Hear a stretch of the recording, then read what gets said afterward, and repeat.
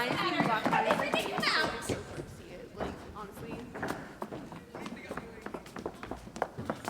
I'll go, Mother. What's the matter? They want pillows. Who's the nurse? My name too. Oh, no, thank you. My dad is actually an STC officer, Four so more packages and more bet you all don't know what that programs. is. Dad is going crazy with that bell ringing upstairs. Oh dear, June, will you go? Oh, what did you say, Rachel? One's from New York, one's from San Francisco. There was something from Alaska early this morning. Really? Yes? Yes, that's right. Who is it? I'll get them right away. He wants some Players Club cigarettes. Players Club? They'll have them at Kitchener's. I'll run down and get them. Hello? Yes, I'm waiting.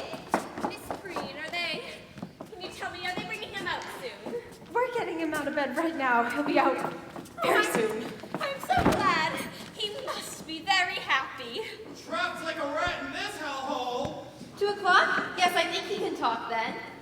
Well, who do you think that was? Mr. H.G. Wells from London. H.G. Wells on our telephone. Well, I'll go, Mother. This certainly is a busy house. I got his orange juice. Is it fresh? Yes, ma'am. You move like a broken down truck horse. His voice is just the same as on the radio. Good morning. Good morning. Good morning, ladies. What do you think? He's getting up and coming out this morning. You don't mean it. Can we stay and see him? Why, I think that would be lovely. Girls, guess what happened this morning? I'll be upstairs, Mother, if you want me. June, oh dear. Tell your father he better come down, will you? Mr. Whiteside is coming out. Yes, I will. Is he really coming out? I brought him his plant. Do you think it's all right if I give it to him? I think that would be lovely. And some castor jelly. Why, how nice. Guess who was on our telephone this morning? H.G. Wells from London. And look at all these cablegrams. We've been getting calls and messages from all over this country and Europe. The New York Times and Frank Feutner and Dr. Defoe and the Mount Wilson Observatory. I just can't tell you what's been going on around here. I'm simply exhausted. There was a big piece about it in this week's Time. Did you see it? No, really. Your name's in it too, Daisy. Listen.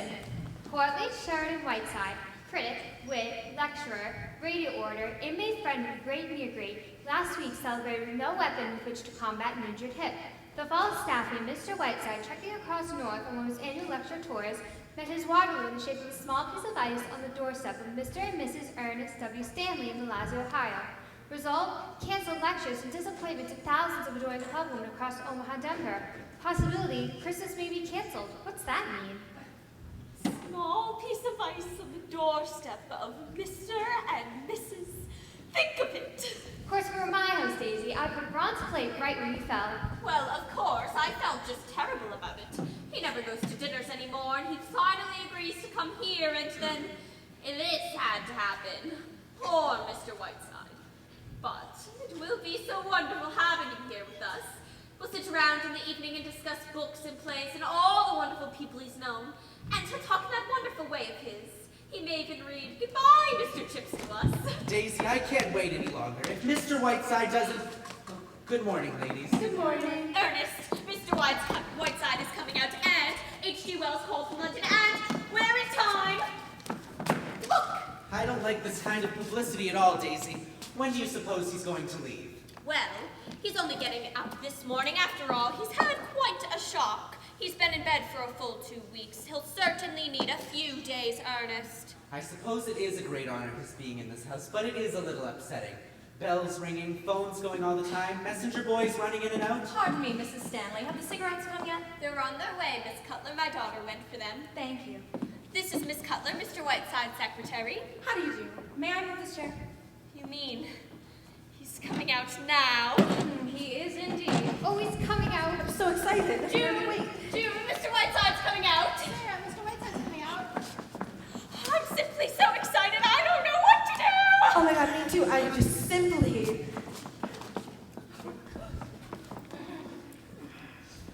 Good morning, Dr. Bradley. Good morning, good morning. Well, here we are, merry and bright. Bring our little patient out, Miss Green.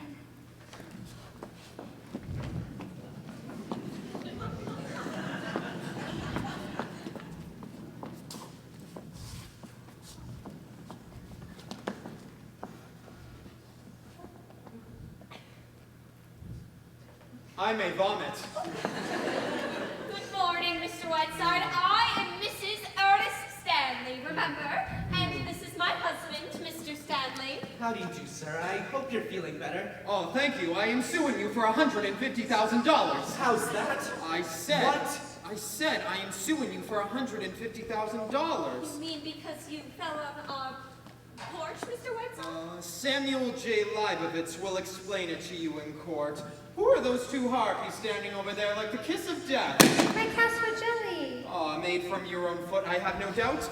And now, Mrs. Stanley, I have a few small matters to take up with you. Since the corner druggist at my elbow tells me I am confined to this moldy mortuary for at least another 10 days, I shall go about my activities as best I can.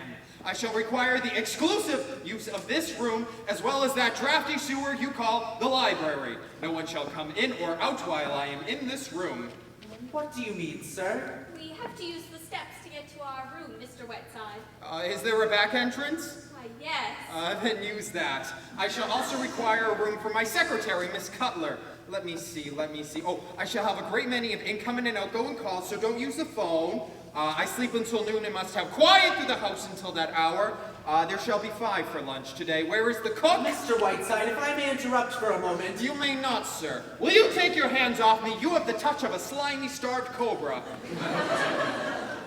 Now, will you all leave, or must I have my secretary file you all out with a baseball bat? Well, we'll call you, Daisy. Oh, no, we must use the phone. Well, we'll see you. Goodbye. Now look here, Mr. Whiteside. There is nothing to discuss, sir. Considering the damage I have suffered at your hands, I'm asking very little. Good day. I'll call you from the office later, Daisy. Not on that phone, please. Here is the menu for lunch. I've already ordered lunch. Ooh, I'm using the dining room for my guests. Where are those cigarettes? Oh, my daughter went for them. I don't know where she... Sarah, here's the menu for lunch. I'll have mine upstairs. Young lady, I cannot stand indecision. Will you either go up those stairs or come down them? Oh, good morning, Mr. Whiteside. I'm sorry it took me so long for the cigarettes. I had to go to 3 different stores. You were gone long enough to have a baby. Is there a man in this world who suffers as I do from the gross inadequacies of the human race? What are you doing? Go in and read the life of Florence Nightingale and read how unfitted you are for your chosen profession.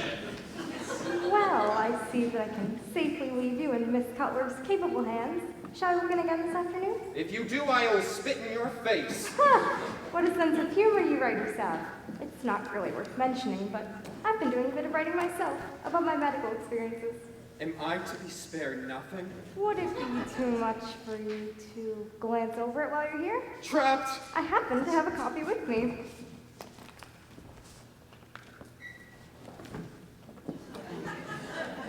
The story of a humble practitioner or 40 years an Ohio doctor.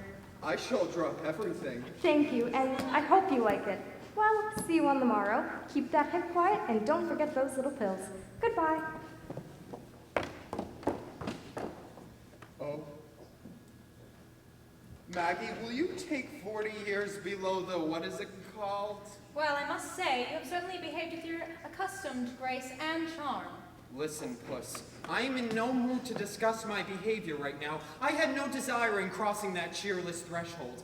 I now find myself, after 2 weeks of wrecking pain, accused of behaving without charm. What would you have me do, kiss them? Very well, Sherry. After 10 years with you, I should have known better than to try and do anything about your manners. But when I finally give up this job, I may write a book about it all. Through the Years with Prince Charming. Listen, Repulsive, you were tied to me with an umbilical cord made of piano wire. Now, if we may dismiss the subject of my personal charm, for which I receive $1,500 per appearance, possibly we could go to work. Oh no, we can't. Yes? My name is Harriet Stanley. I saw this holly framed green against the pine trees. I remembered what you had written about Tess and Jude the Obscure. It was the nicest present I could bring you.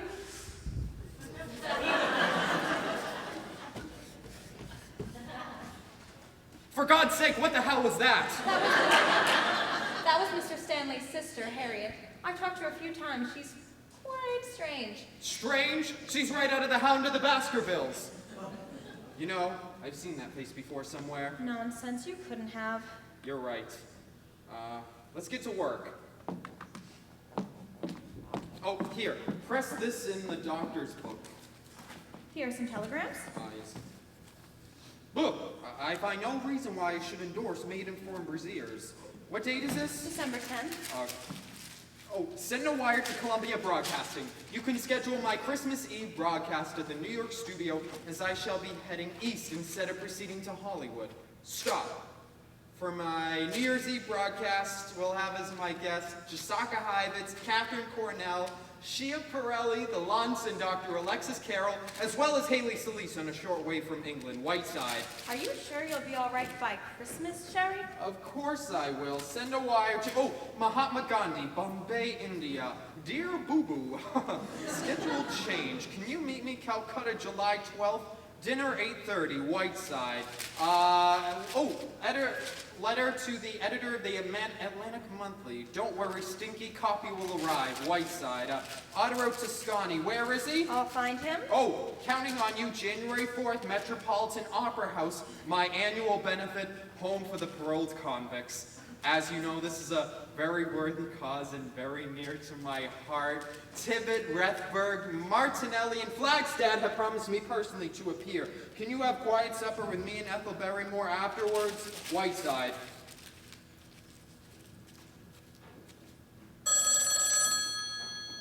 If it's for Mrs. Stanley, tell them she's too drunk to talk.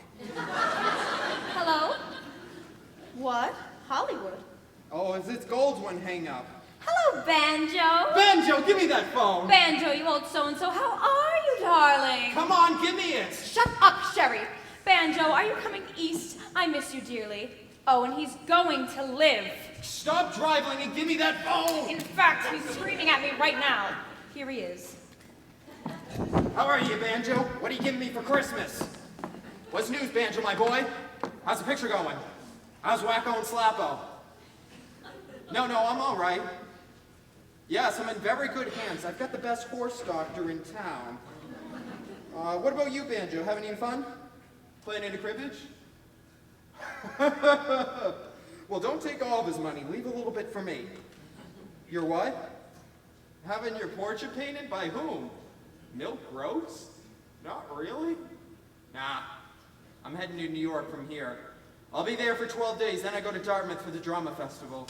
You wouldn't understand. Well, I can't be wasting my time talking to some Hollywood riffraff. Kiss Wella Parsons for me. All right, goodbye.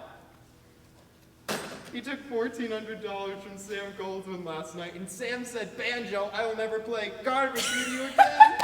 What's all this about having his portrait painted? Salvador Dali, that's all the face of his needs, a surrealist to paint it. What do you want now, Miss Bedfan? It's your pills. One every 45 minutes.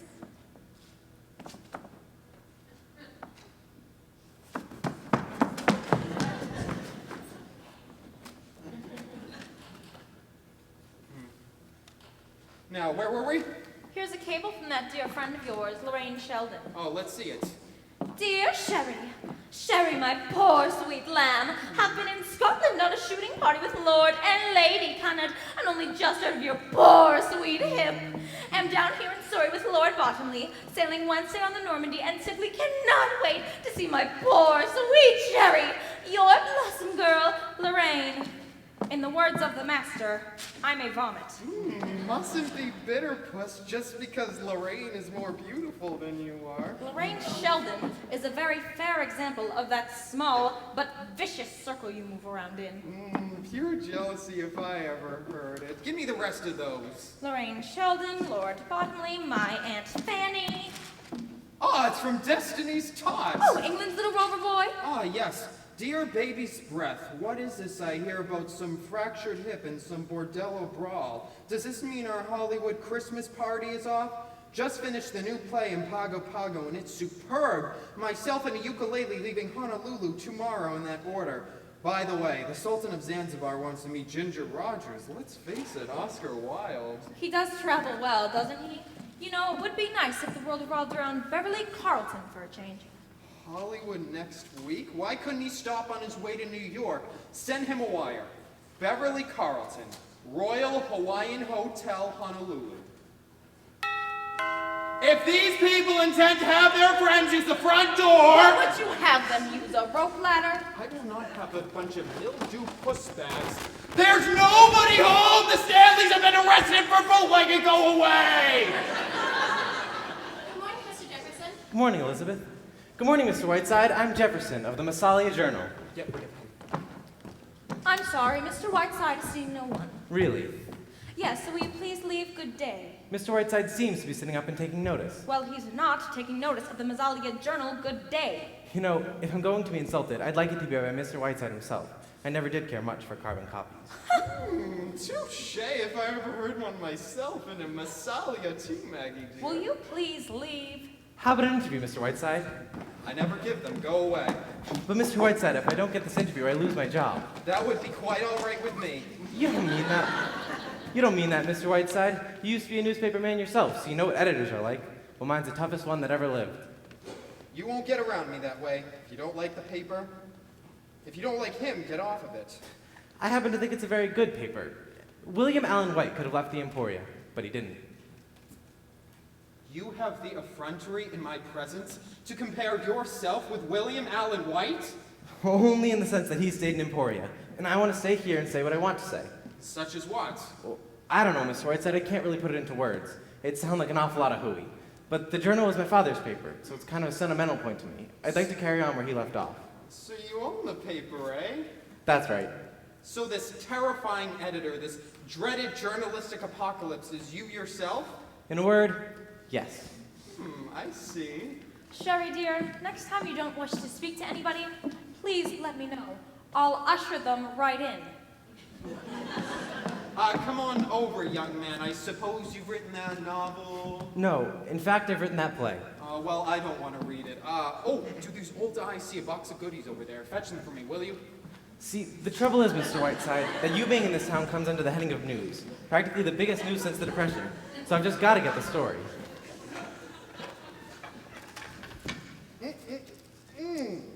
Pecan butternut fudge. Oh my, you mustn't eat candy, Mr. Whiteside. It's very bad for you.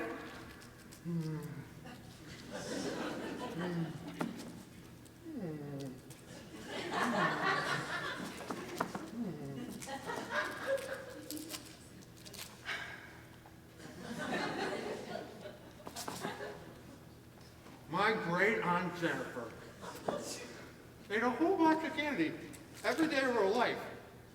She lived to be 102. When she had been dead 3 days, she looked better than you do now. And you were saying, what were you saying? Well, I can at least report to my readers that chivalry is not yet dead. We won't discuss it. Now that you want me with your pretty ways, what would you like to know? Well, how about a talk on famous murders? You're sort of an authority on murder as a fine art. My boy might talk about murder and get paid for it. I made more money out of the Snyder train cases than the lawyers did. So don't expect to get it for nothing. Then how do you like Massalia so far? How long are you going to be here? Where are you going next? Things like that. Very well. A, Massalia is a town of irresistible charm. B, I cannot wait to get out of it. And C, from here I go to Crockfield for my semi-annual visit to the Crockfield Home for Paroled Convicts, which I've raised over $500,000 in the past 10 years. You know how the story of Crockfield started, Jefferson? I don't. Relax.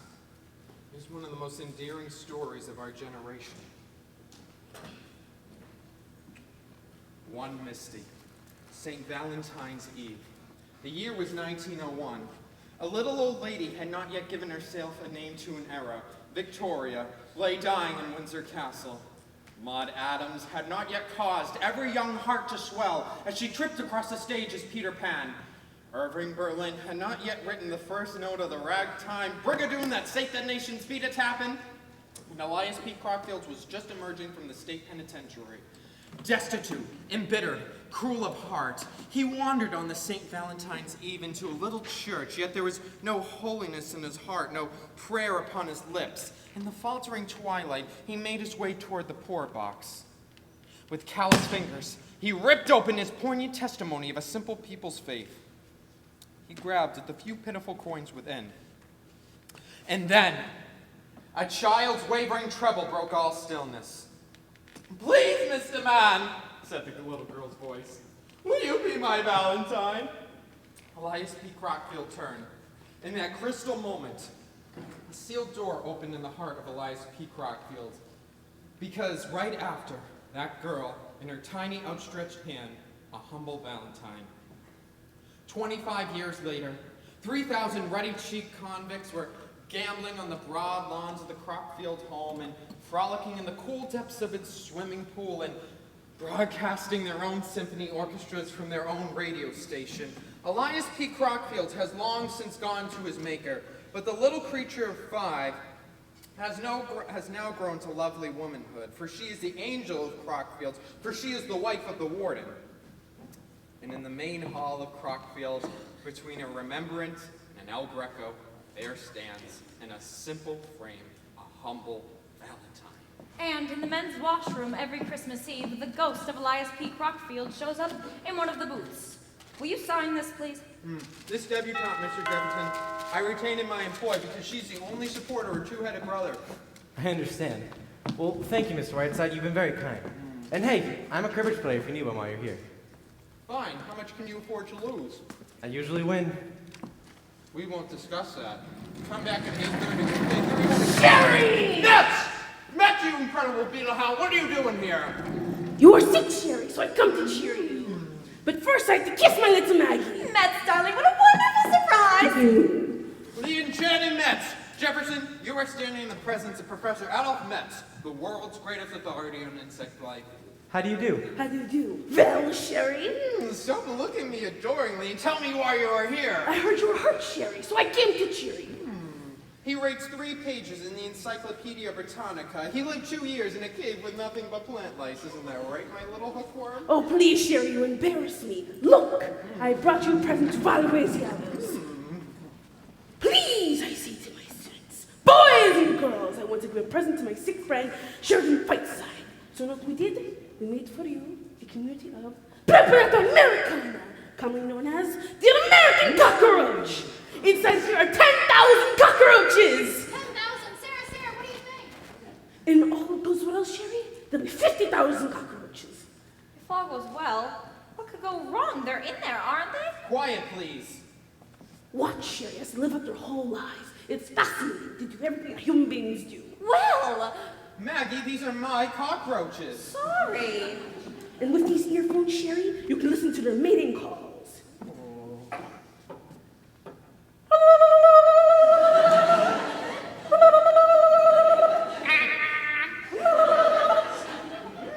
How long has that been going on for? Ah, poor Princess Americana. There are cockroaches in this house. Excuse me. Mr. Whiteside, I don't know who this man is, but I will not stand here Then go upstairs. These are probably my luncheon guests. Metz, you're staying for the day, of course? Certainly. Jefferson for lunch? Glad to. Maggie, tell them there'll be 2 more. Good Baker, come right in, come right in.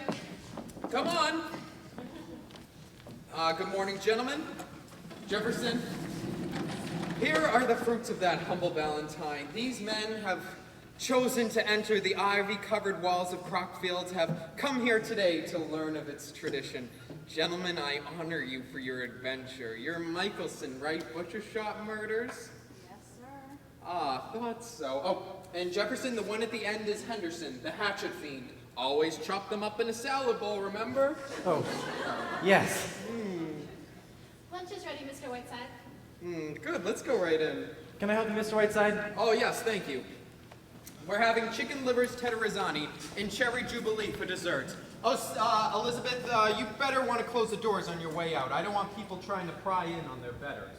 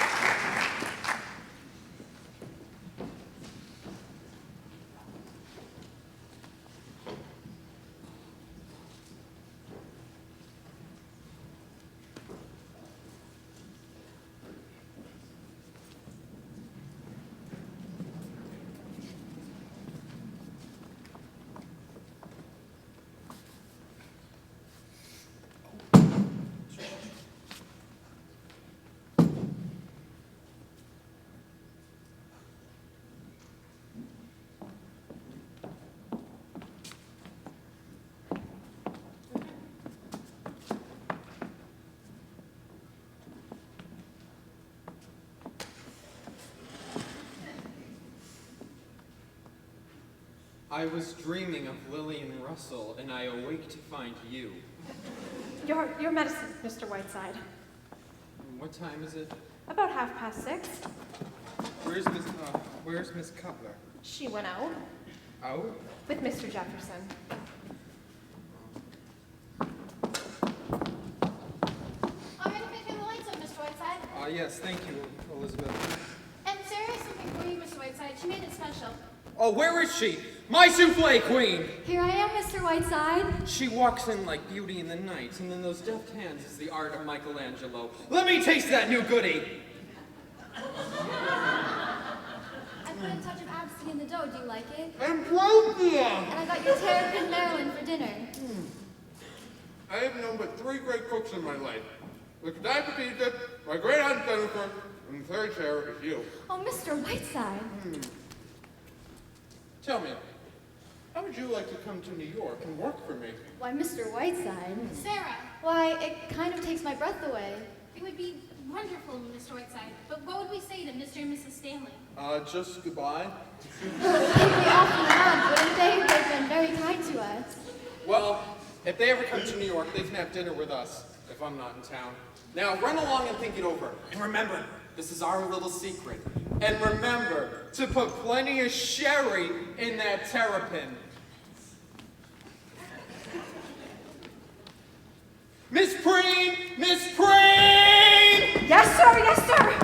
What have you gotten there anyhow? I was just washing my hands. What time did Miss Cutler go out? Oh, a couple hours ago. Miss Jefferson call for her? Yes, sir. All right, go back to your hand washing.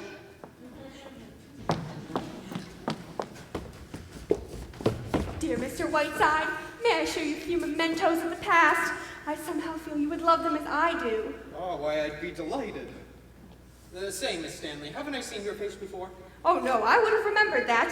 It would have been one of my cherished memories, like these. Look, here I am with my first sweetheart under our lovely beechwood trees.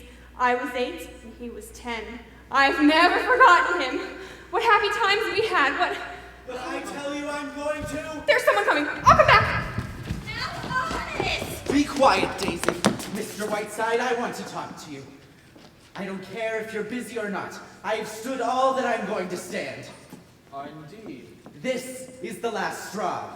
I have just received a bill from the telephone company for $784. Oklahoma City, Austria, Hollywood, Rome, New York, New York, New York, New York, New York, New York, New York. I understand, sir, that you are a distinguished man of letters. Yes, of course, we both Please, do. but that's not the point. For this past week, we've not been able to call our souls our own. We have not had a meal in the dining room. Once. I have to tiptoe out of the house in the morning. Now, Ernest.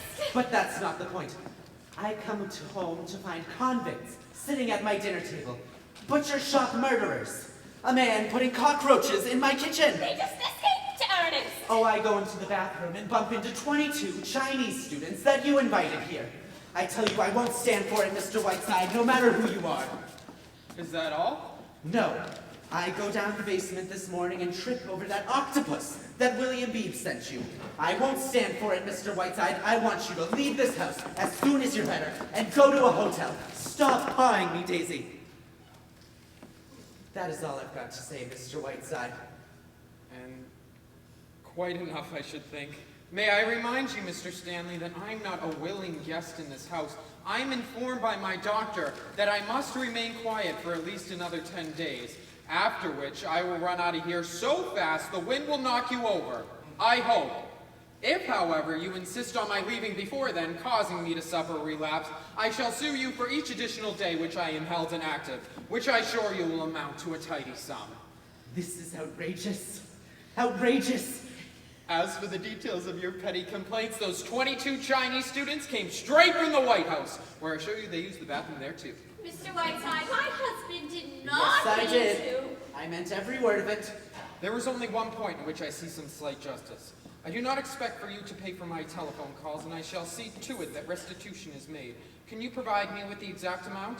I certainly can, and I certainly will. Good. I shall instruct my lawyers to deduct it from the $150,000 ensuing. Now, Ernest. Oh, and thank you for not tripping on that octopus that once belonged to Chauncey Whiteside is Taboo. a guest here. You mustn't get too excited.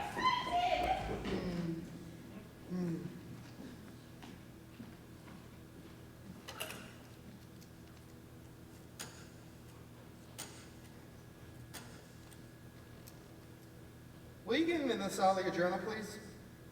Hello, journal. Is Mr. Jefferson there? When do you expect him?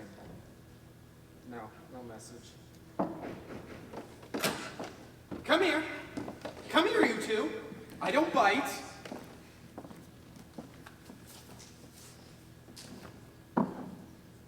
Now, I am at heart a gracious and generous person. If I veer at it, it is on the side of kindness and amiability.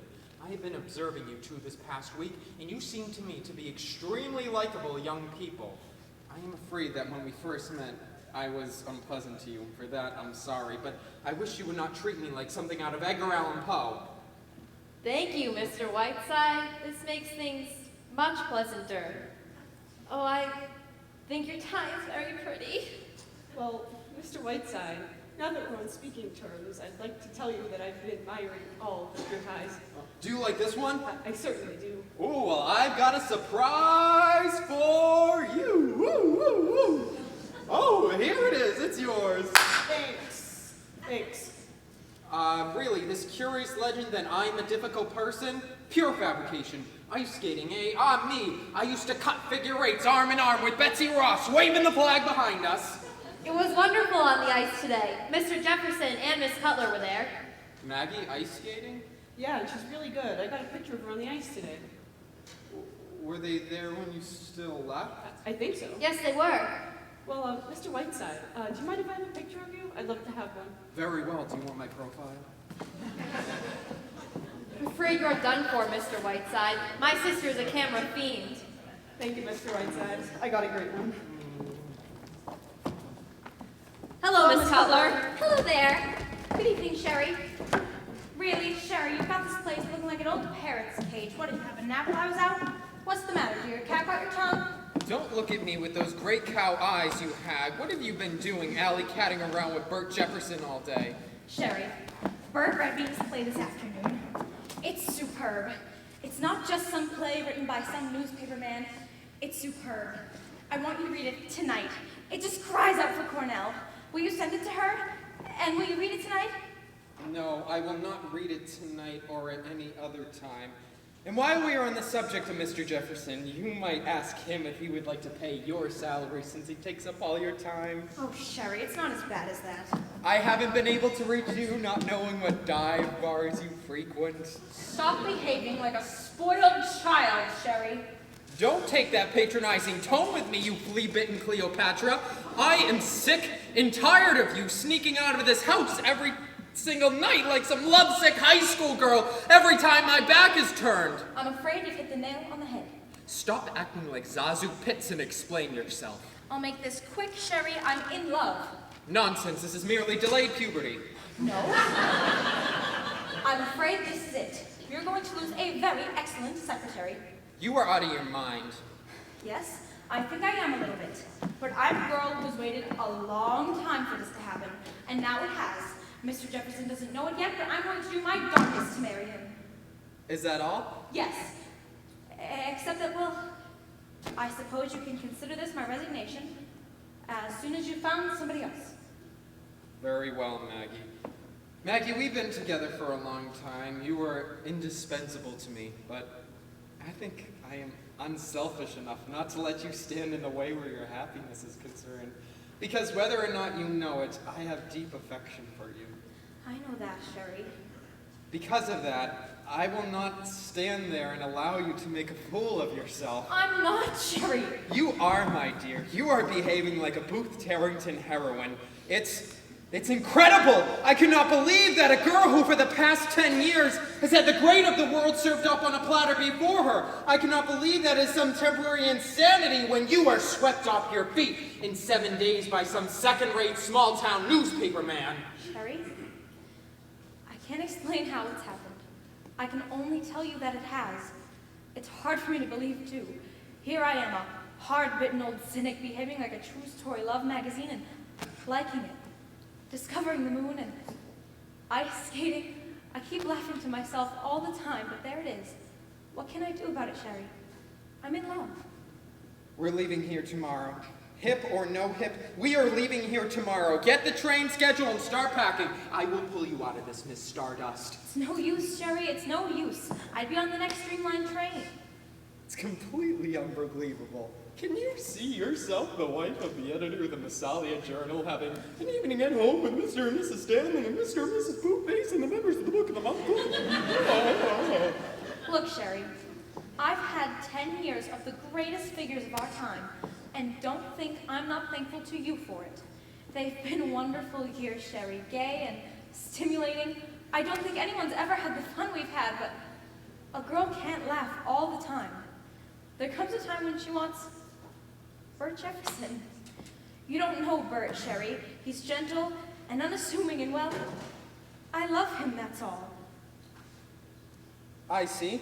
Well, I remain completely unconvinced. You are drugging yourself into this Joan Crawford fantasy, and I will do everything in my power to bring you to your senses. Now you listen to me, Whiteside. I know you. Lay off. I know what a devil you can be. I've seen you do it to other people, but don't you dare do it to me. Don't drug yourself into the idea that all you're thinking of is my happiness. You're thinking of yourself a little bit too, in all those months of breaking in someone new. I've seen you in a passion before when your life has been disrupted and you couldn't dine on July 12th in Calcutta with boo-boo. Well, that's too bad, but there it is. I'm going to marry Mr. Jefferson if he'll have me, and there's nothing you can do about it. So don't try any of your tricks. Lay off! That's my message to you, big Lord Fauntleroy.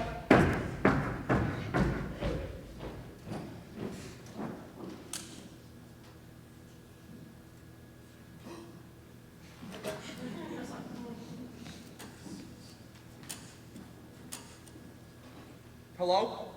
I would like to make a transatlantic call. Transatlantic operator? This is Massalia 142. I would like to speak with a Miss Lorraine Sheldon. S-H-E-L-D-O-N. She's on the Normandy. It sailed from Southampton the day before yesterday. Will it take long? All right. My name is Whiteside. Thank you.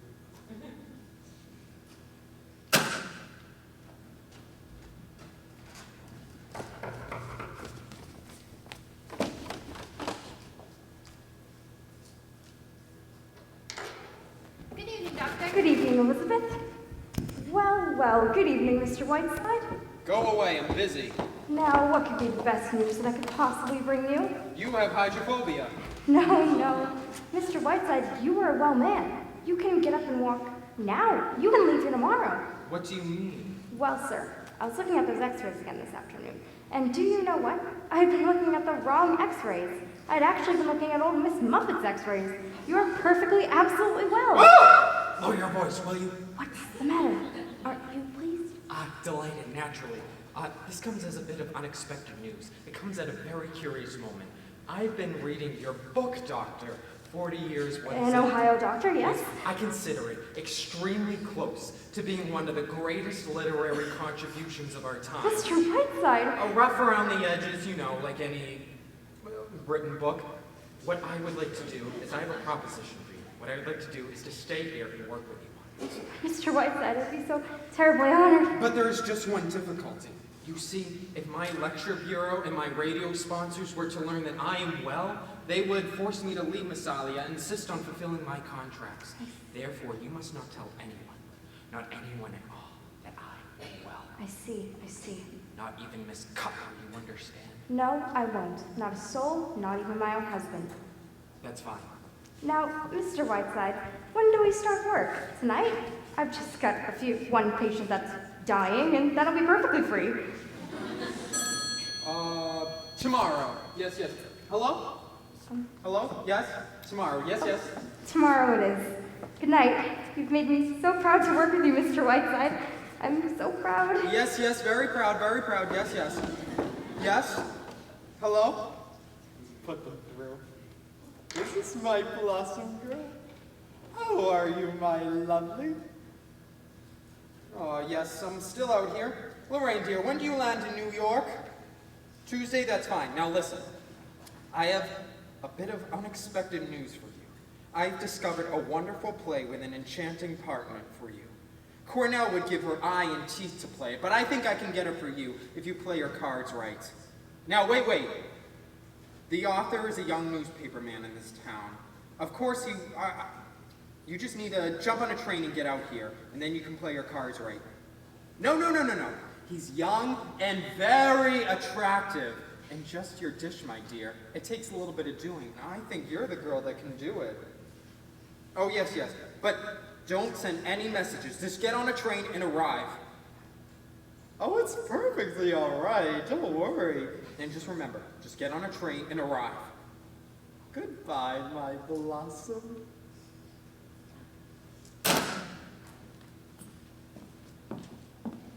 Miss Bree! Oh! God, you look radiant this evening.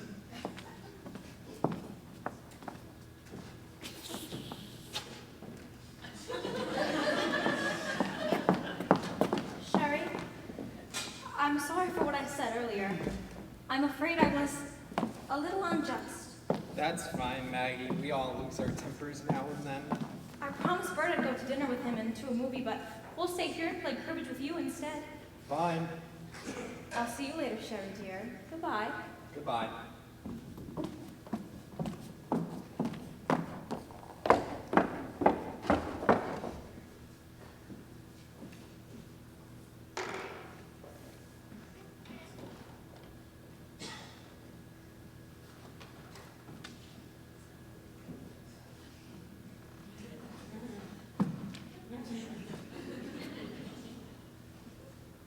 Yes! Ha!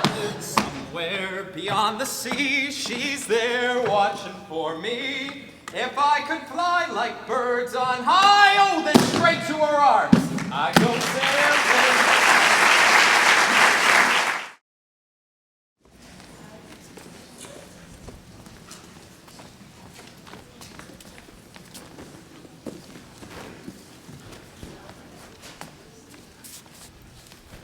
Well, that's all there are, Miss Cutler. They're all under the tree. Thank you, Elizabeth.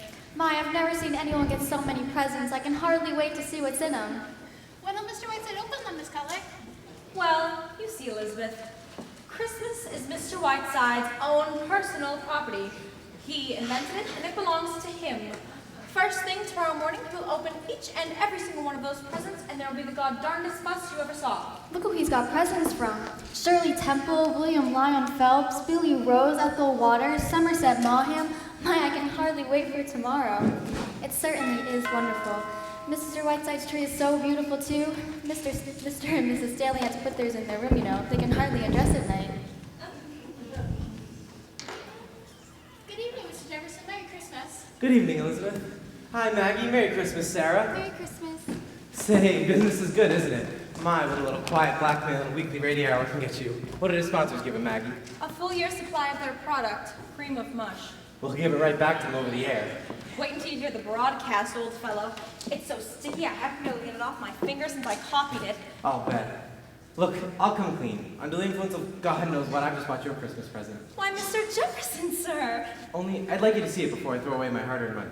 Would you come downtown and see it? Bert, this is all very sweet of you. I'm quite touched. What is it? I can't wait. A 2-year supply of toothpaste. What do you think I'm going to tell you? Come downtown and take a look. All right. Sherry, I'm going out for a few minutes with Horace Greeley. I won't be long. Noel, Mr. W. How about a game of cribbage after your broadcast tonight? I will not play cribbage with you, Klondike Harry. Where are you off to now, Madam Butterfly? I'm being given a Christmas present. Anything you need done downtown? Yes, bring baby a lollipop. Mr. Jefferson, what are you giving me for Christmas? I've enriched your life beyond capacity to repay me. That's what I figured, so I've decided to not give you anything. Well, I was giving you my old trust, but now I shan't. Maggie, what time are those radio men coming? About 6:30. I'll be here, Sherry. You have to cut. You're 4 minutes over. Oh, by the way, there's a cable here from Beverly Carlton. He's not sure what train he can get on from Chicago, but he'll be here sometime this evening. Good. Is he staying overnight? No, he has to get right out again. Sailing Friday on the Queen Mary. Say, do you think I get a peek at him through the window? Beverly Carlton used to be one of my heroes. Used to be, you ink-stained hack. Beverly Carlton is the single greatest talent in English theater today.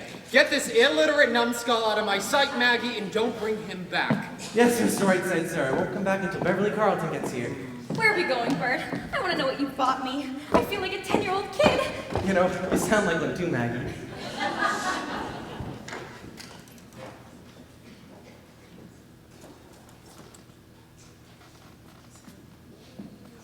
Oh! What are you doing? Come on.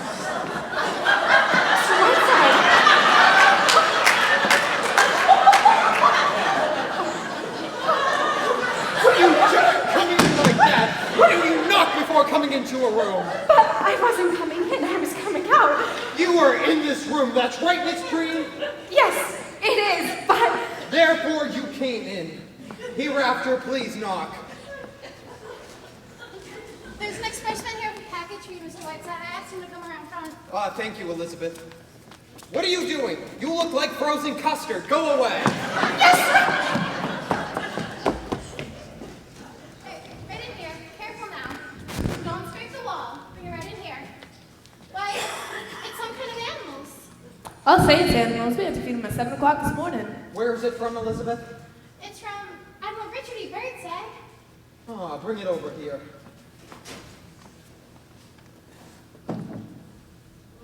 Oh, why, it's penguins. 2, 3, 4 penguins. How are you, my pretty?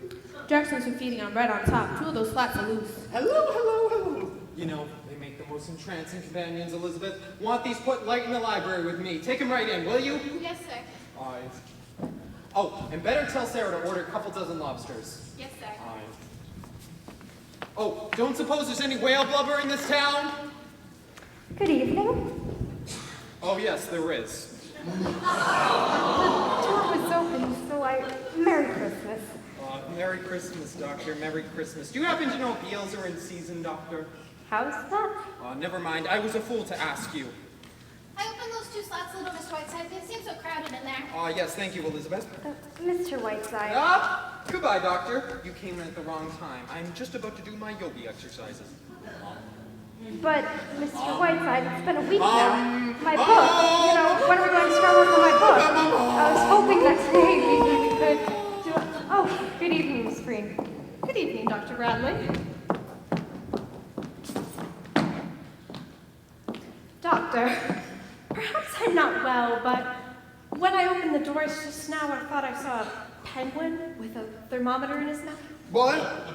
Have those penguins gotten out of their crate? Penguins. Did you say penguins? Yeah. Will you go, Doctor, will you go and fetch them and put them back in their crates? Capture penguins, yes. Miss Green, will you go and entertain them until I come in? Yes, sir. The Christmas tree in the bedroom just fell on Mr. Stanley. He has a big bump on his head. Oh, why isn't that too bad? Hello, Mr. Whiteside. Oh, hello, Rachel, my gal. Mr. Whiteside, will you have some time later? I don't know, Doctor. I'm busy. Well, I suppose I'll just wait a little while. I'll wait a little while. Dr. Bradley is the single greatest living argument for mercy killings. Now, Rachel, would you like a candy camera shot on my upper left nostril? Well, Mr. Whiteside, I'm all stocked up on those. I was wondering if you had some time to take a look at some new ones I've taken. Why, certainly, my dear. Oh, these are as good as anything by Margaret Bork White. There's real artistry in them. You know, I've liked all the things you've shown me. This is the essence of photographic journalism. Say, I didn't know they were as good as that. I just like to take pictures, that's all. Rachel, I've been meaning to tell you this. You're no longer just a foolish kid with any camera anymore. These are good. This is what you ought to do. You ought to get on a boat and get off wherever it lands. Galveston, Mexico, Singapore. Just get off and take pictures. Terrible pictures, wonderful pictures, everything. That's been my dream for years. If I could do that, I'd be the happiest girl in the world. Well, why can't you? If I was your age, I'd do it like a shot. Well, you know why. Dad. Rachel, do you want this more than anything else in the world? I certainly do. Then do it. Good afternoon, Rachel. Hello, Mr. Whiteside. Oh, hello, June, my sweet lamb. So I'm afraid it's up to you, Rachel. Well, I guess it is, Mr. Whiteside. Thank you. You've been swell, and I'll never forget it. Righto, Rachel. June, are you coming upstairs? In a few minutes, Rachel. Okay, knock on my door. I have to speak with you. Yes, I will. June, my lamb, you are too young to learn about the Yule murder, right? I have about 5 favorite murders, and the Yule case is one of them. Would you like to learn? Well, Mr. Whiteside, I wanted to talk to you. Would you mind for a few minutes? It's important. Ooh, I assume this is about your young Romeo at the factory? Yes. I just can't seem to make Father understand. It's like talking to a blank wall. He won't meet him, and he won't even talk about it. What are we going to do, Mr. Whiteside? Sandy and I love each other, but I don't know where to turn. My dear, I would like to meet this young man. I'd like to see him for myself. Oh, would you, Mr. Whiteside? He's outside now. He's in the kitchen. Ah, yes, good. Bring him in. Mr. Whiteside, Sandy's a very sensitive boy. You will be kind, won't you? June, my lamb, when will you learn that I am always kind and courteous? Bring the idiot in! Sandy! Here he is, Mr. Whiteside. This is Sandy. How do you do, sir? Young man, I have heard quite a deal about you from June. It seems, if I have been correctly informed, that you two in the woods have gone quietly out of your minds. There's another name for it, Mr. Whiteside. It's called love. Well, you came to the right place. Dr. Sheridan Whiteside, Brights Realigned, Hearts Mended, Hamburgers. What would you like today? Well, if June has told you anything at all, Mr. Whiteside, you know the jam room. You see, I work for the labor union. I'm an organizer, Mr. Whiteside. I've been organizing the men at Mr. Stanley's factory, and he's pretty sore about it. I'll bet. Did June tell you that? Yes, she did. Well, that being the case, Mr. Whiteside, I don't think I have the right to try to influence June. If she marries me, it means a definite break with her family, and I don't like to bring that about. But Mr. Stanley's just so stubborn about it, so arbitrary. You know, this isn't something I've done just to spite him. We fell in love with each other. But Mr. Stanley behaves as if this were all some big plot, as if John L. Lewis sent me just to marry his daughter. He's tried to fire Sandy from the factory twice, but he couldn't on account of the Wagner Act, thank God. He thinks I wrote that too. If you'd only let me talk to him, if he'd let Sandy talk to him. Well, we've gone over all that, June. Anyway, this morning I got word that I'm in Chicago, and maybe to Frisco from there, so you see the jam we're in. Sandy will probably be gone a year, Mr. Whiteside. We simply have to decide now. June, my lamb, this is absurdly simple. There's no problem at all. Now, to my jaundiced eye, I would like... Oh. Hello? Yes? Yes? Excuse me, this is a transatlantic call. Hello? Yes? This is Whiteside. Who's calling? Oh, it's Walt Disney from Hollywood. Hello? Hello, Walt? How's my little dash of genius? I see. How'd you know I was here? I see. Yes? Yes? Now? 10 seconds more? Mr. Disney calls me every Christmas. Yes? Yes? I hear it. It sounds just like static. June! Hello? Oh, thank you, old man. Merry Christmas to you, too. Also, what's the news in Hollywood? How's Lana Turner? I see. Also, don't worry about Fantasia. Wasn't your fault. Beethoven hasn't written a hit in years. All right. Goodbye. You know what that was you listened to? The voice of Donald Duck. Not really. Yes, Mr. Disney calls me every Christmas no matter where I am. 2 years ago, I was in the bottom of the ocean in a diving suit with William B., but he got me. Now, where were we? Ah, yes, June. I like your young man. I have an unerring instinct about people. I've never been wrong. My feeling is that you two will be very happy together, no matter what. Whatever his feelings are, he's entitled to them, and you shouldn't let anything come between you. As far as I'm concerned, there's no problem at all. Stripped of its externals, what does it come down to? Your father. The possibility of making him unhappy, that's right? Very unhappy. Suppose your parents are unhappy. It's good for them. Develops their character. I left home at the age of 4 and haven't been back since. They hear me on the radio and that's quite enough for them.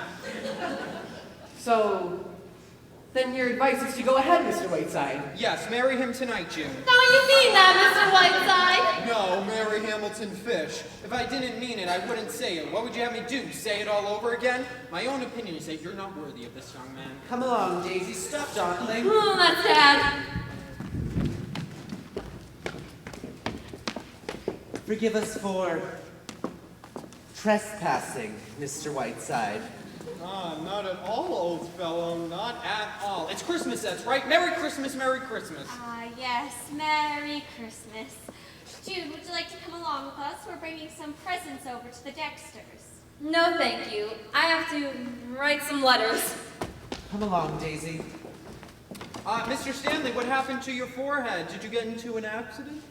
No, Mr. Whiteside, I'm taking boxing lessons.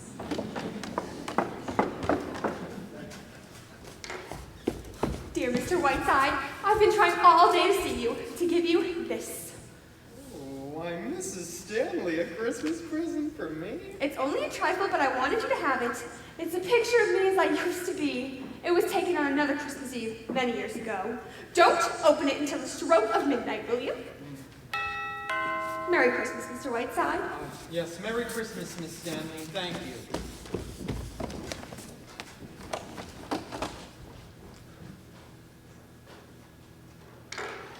This is the Stanley residence, isn't it? Yes, it is. Oh, I've come to see Mr. Whiteside. Will you tell him Miss Sheldon is here? Lorraine, my blossom! Sherry, Miss Sweet! Oh, darling, look at that poor, sweet, tortured face. Let me kiss it. Oh, darling, how drawn you are. Sherry, my sweet, I want to cry! You made a very nice entrance. Now relax, my dear. Darling, I've been so worried. And now I see you in that chair. Oh, my chair fits as Fanny as nothing else ever has. My only concern is of the outside world. So take off that skunk and tell me everything. Who are you, my lovely? Oh, darling, I'm so relieved. Oh, you look wonderful. The best that I've ever seen you. Oh, do I look a wreck? I just dashed through New York. Didn't do a thing about Christmas. Had a Carnegie and had my hair done and then jumped straight on the train. And the Normandy before that was simply hectic. Fun, you know, but too exhausting. John Whitney and Cary Grant and Dorothy DeFrost, oh, it was too exhausting. Oh, and then London before that was simply magnificent, my dear. Why, I never got to bed at all. Oh, darling, I have so much to tell you. I just don't know where to start. Well, start with the dirt first, my dear. That's what I want to hear. Let me see.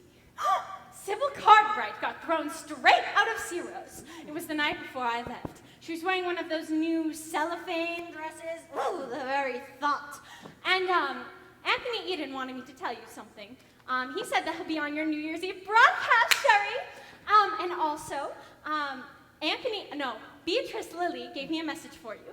She says to take off 25 pounds straight away and send them to her by parcel post. She needs them. Well, I'll pack them in ice. Now, how about you, my dear? What about your love life? Oh, Sherry, dear, you're dreadful. What about that little bit of English mutton, Lord Bottomley? Haven't you hooked him yet? Sherry, Cedric is a very dear friend of mine. Come on, Lorraine. This is Sherry. Don't tell me you wouldn't like to be Lady Bottomley with 100,000 pounds a year and 12 castles. By the way, what about those teeth of his? Every time I order Roquefort cheese, I think of those teeth. Sherry! Cedric is a very dear friend of mine. He may not be brilliant, but he is rather sweet, poor lamb, and he's very fond of me. And he does represent a kind of English way of living that I like. Surrey and London for the season, shooting bots in Scotland, that lovely old castle in Wales. Oh, you've been there, Sherry, you know what I mean. I do indeed. So why not? If I can marry Cedric, I don't see why I shouldn't. Shall I tell you something? I think from something that he said just before I left that he's finally coming around to it.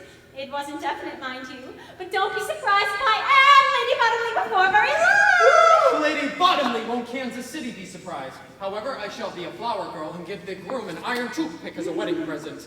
Now take off, come on, I want to hear more of your skullduggery. Well, Mr. Whiteside. Oh, go away, I'm busy. Who's that? He's fixing the plumbing. Now, come on, I want to hear some news. But darling, I want to hear more about this play. After all, I just rushed right out here from New York, even on Christmas Eve. Oh, I've been so excited ever since your phone call. Tell me, where is it? When can I read it? Here is the situation. The author is a young newspaperman in this town. His name's Bert Jefferson. Brought me the script with the intention of giving it to Kit Cornell. It's a magnificent part, and oh, God knows I feel disloyal to Kit. Sherry. Anyhow, there you are. Now, this is as far as I'm gonna go. He's young and attractive, and just about all you'll go for convincing him. I'm pretty sure you know more about than I do. Oh, Sherry, how can I ever thank you? Does he know I'm coming? Mr. Jefferson, I mean. No, he does not. You're just out here visiting me. Get him to take you to dinner, work around the play. Good God, how do I have to tell you these things? How'd you get all those other parts? Sherry! Well, I better go and get into something more attractive. After all, I just rushed right on over here to see you. Oh, Sherry, dear, you're wonderful. Oh, thank you. Now run along, my dear, and get into your working clothes. Then come back here and spend Christmas Eve with Sherry, and I'll have Mr. Jefferson on tap. By the way, guess who's paying me a flying visit tonight? None other than your old co-star and friend, Beverly Carlton. Really? Beverly? I thought that he was being glamorous again on a tramp steamer.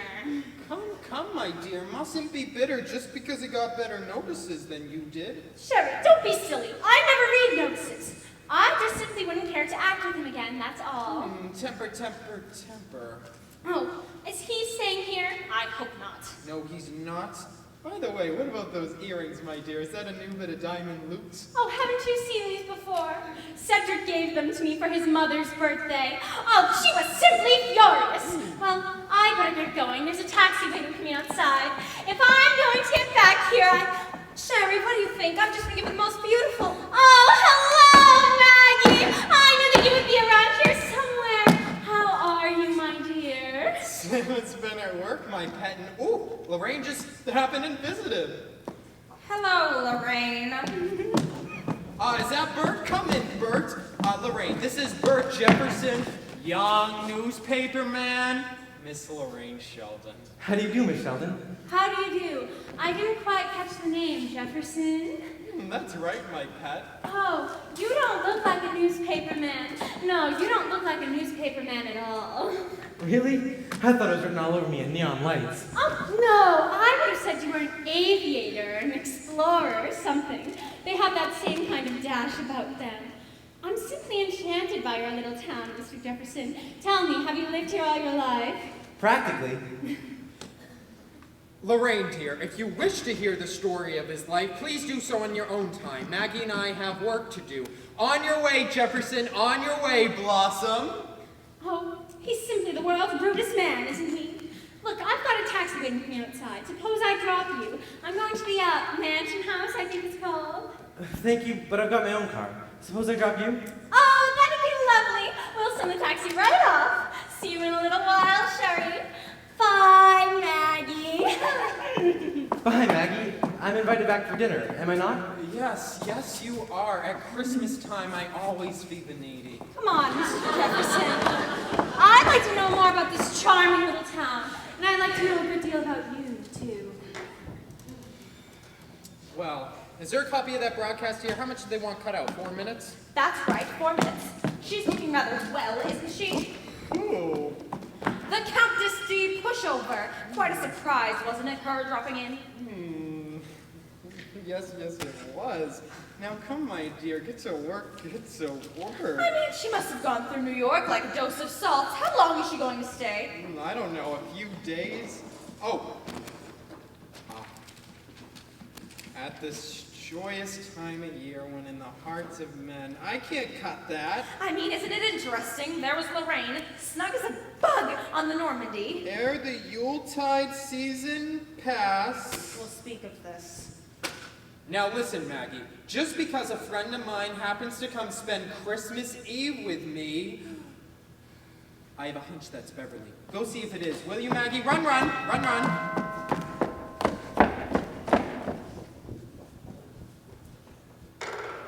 Magpie! Oh, come in, you Piccadilly pin pusher, and gaze upon a stolen agony. Don't tell me how you are, Sherry. I want none of the spice and details. I have only a little time, so the conversation will be entirely about me, and I shall love it. Shall I tell you how I glided through the South Seas like a silver skimitar?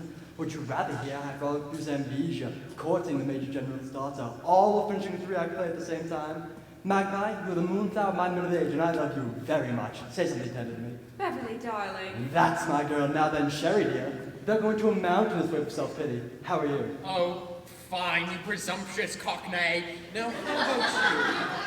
How was your trip, wonderful? Fabulous. I did a fantastic amount of work. By the way, did I glimpse that little butterfly that Shelton leaping in a motor car as I arrived? You did indeed. She's paying us a Christmas visit. Dear girl, they do say she set fire to her mother, but I don't believe it.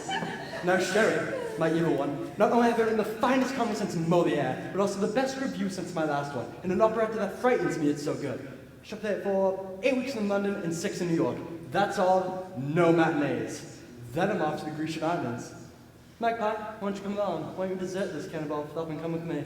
Be careful, Beverly. You're catching me at a good moment. Tell me, Beverly, how was your time in Hollywood? How long were you there? 3 unbelievable days. I saw everyone from Adrian to Zanuck. They came, poor dears, as if to a shrine. I was insufferably charming and ruthlessly firm, and refusing $7 million for 2 minutes of work. Oh, did you see my wonderful banjo in Hollywood? Did you see him? I did. He gave a dinner for me. I arrived in white tie and tail to be met at the door by 2 bull-wig butlers, who quietly proceeded to take my trousers off. I was then ushered in my lemon silk drawers into a room of Norma Sharia, Claudette Colbert, and Aldous Huxley, among others. Dear, sweet, incomparable banjo. I wish Banjo were here now. Why, Magpie? Is the rain ruining your mood? You wouldn't take her to the Grecian Islands, would you, Beverly? Only me. Now, come, my dear. Lorraine is a charming person who has gallantly given up her own Christmas to spend it with me. Oh, I knew I had a bit of dirt for all of us to move on. Mr. Whiteside. I'm busy. Go. Have you kidnapped someone, Sherry? Yes, that's Charlie Ross. Now, is this something juicy? Juicy as a pomegranate is the latest report on the winter maneuvers of Mr. Lorraine Sheldon and the death flank, in fact all flanks, of Lord Cedric Bodley. Listen. Lorraine has just left us in a cloud of Chanel No. 5. Since September, in her relentless pursuit of his lordship, she has paused only to change dresses and check her oil. She's chased him panting from castle to castle till he finally took refuge for several weekends in the gentleman's lavatory of the House of Lords. Practically no one is betting on the Derby this year. We are all making book on Lorraine. She is sailing tomorrow in the Normandy, but will return on the Atlantic Clipper tomorrow if Bottomley so much as belches in her direction. Have you ever met Lord Bottomley, Magpie dear? No, I haven't. Not very good shooting today, Blaster. Only 6 partridges, 4 grouse, and Duke of Sutherland. My God, it's Bottomley to its very bottom! Ripping debate in the house today. Old Basil spoke for 3 hours. Dropped dead at the end of it. Ripping, It's so good, it's uncanny! Damn it, Beverly, why do you have to rush out of here like some ungrateful muppet? Sherry, I can only tell you that my love for you is so great that I changed trains in Chicago to spend 10 minutes with you and wish you a Merry Christmas. Merry Christmas, my lad, my little magpie. Beverly. And now, I have time for just one number to give you a taste of how magnificent the whole thing is. It's the latest number from my new review.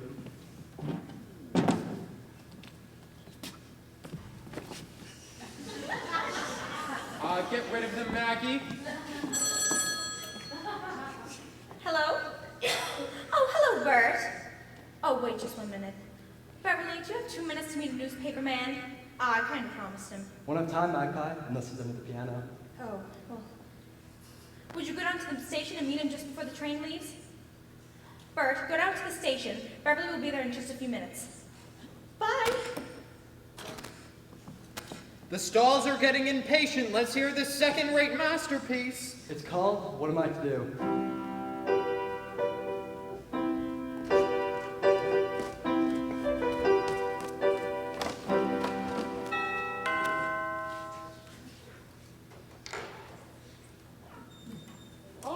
Come in, Westcott.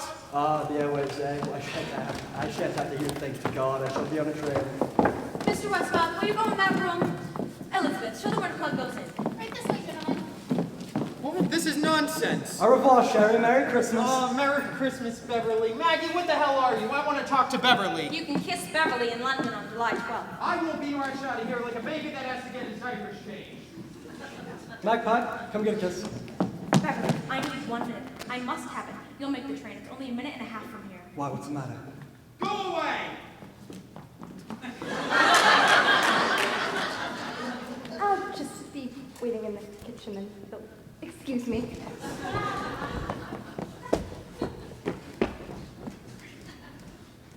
Who is that woman? Never mind. I'm in great trouble. Magpie, dear, what is it? I've fallen in love. No! Yes! For the first time in my life, I've fallen in love. And Sherry's trying to break it up in his own fiendish way. He's doing everything he can to break it up. Oh, the old flounder. What's he doing? Lorraine. He's brought Lorraine here to smash it up. Oh, it's somebody here? In this town?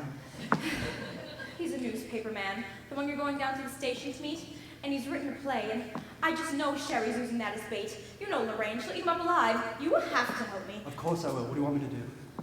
I have to get her as far away from here as possible. The further, the better, and you can do it. But how can I? I'm leaving.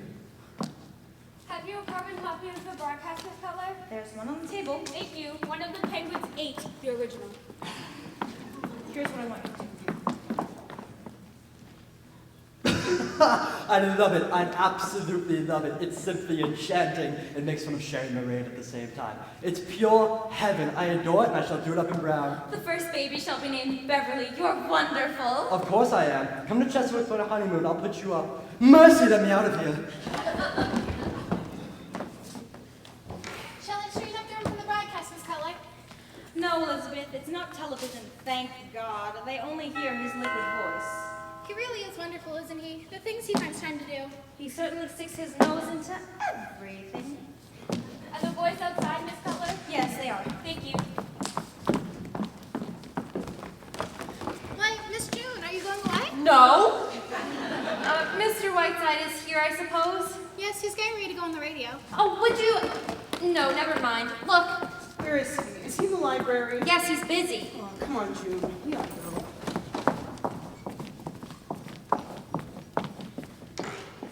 Oh, thank you, Elizabeth. Oh, hello, dear. Where's Sherry?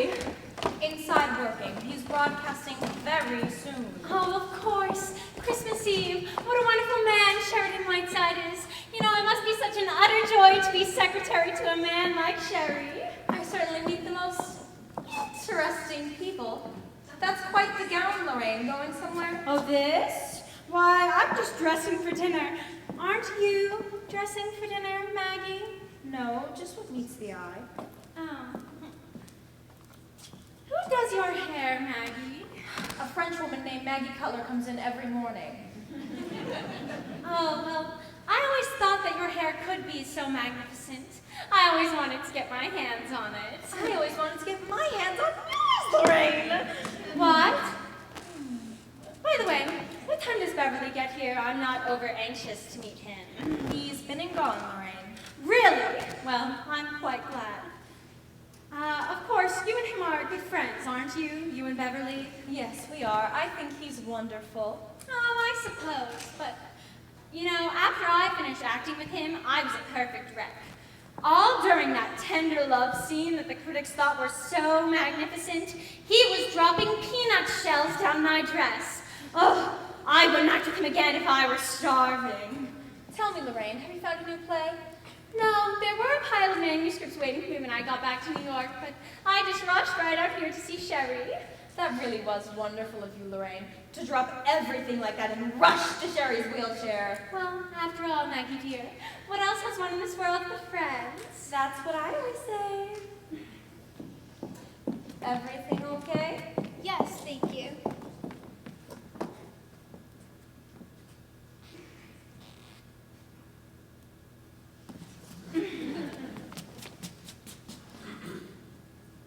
You know, Mr. Jefferson's written quite a good play. The Man Who Drove You to the Hotel.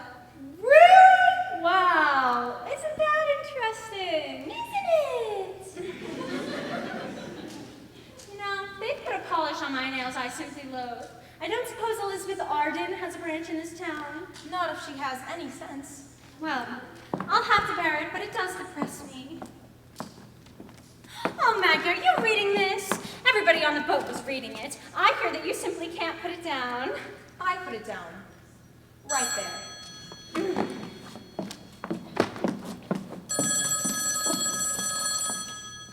Hello? Yes, Miss Lorraine Sheldon? Yes, she's here. Lorraine, there's a call for you. Transatlantic? For me? Here? Why, what in the world? It's London. London? Hello? Cedric, is this you? Why, Cedric, darling, how did you know I was here? Why, what a surprise. What? Don't talk so fast and you won't stutter so. Oh, yes, that's better. Yes, I can hear you quite clearly. It's as though you were just around the corner. What? Darling! Cedric, dear, would you hold on just one moment? Maggie, would you mind? It's a very personal call from Lord Bottomley. Would you mind? Oh, not at all. Yes, dear, now tell me. Don't stutter so! Oh, darling, don't be nervous. Oh, my darling. Oh, my sweet. You don't know how long I prayed for this every night in the boat. Yes, I will. I'll take the next train out of here and take the next boat to London. Don't stutter so! Oh, and I love you, my darling. Oh, so much. Oh, my dear sweet. Oh, my darlingest darling. Yes, 1,000 times yes, I will. Oh, and I'll be thinking of you every moment. You've made me the happiest girl in the world. Goodbye. Goodbye, my sweet. Goodbye. Sherry? Sherry! You won't believe what just happened. Lord Bottomley's asking me to marry him. What? Oh, darling, it's the most wonderful thing in the world, isn't it? I've got to catch the next plane right out of here.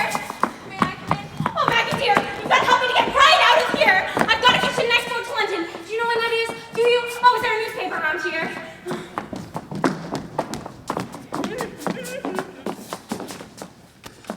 Why, the Queen Mary sails Friday. What's happened? Oh, darling, the most wonderful thing in the world has happened. Lord Bottomley's asked me to marry him. Really? What do you know? Darling, it's the most magnificent thing in the world. I'm so excited I can hardly think. Oh, will you look things up for me right away?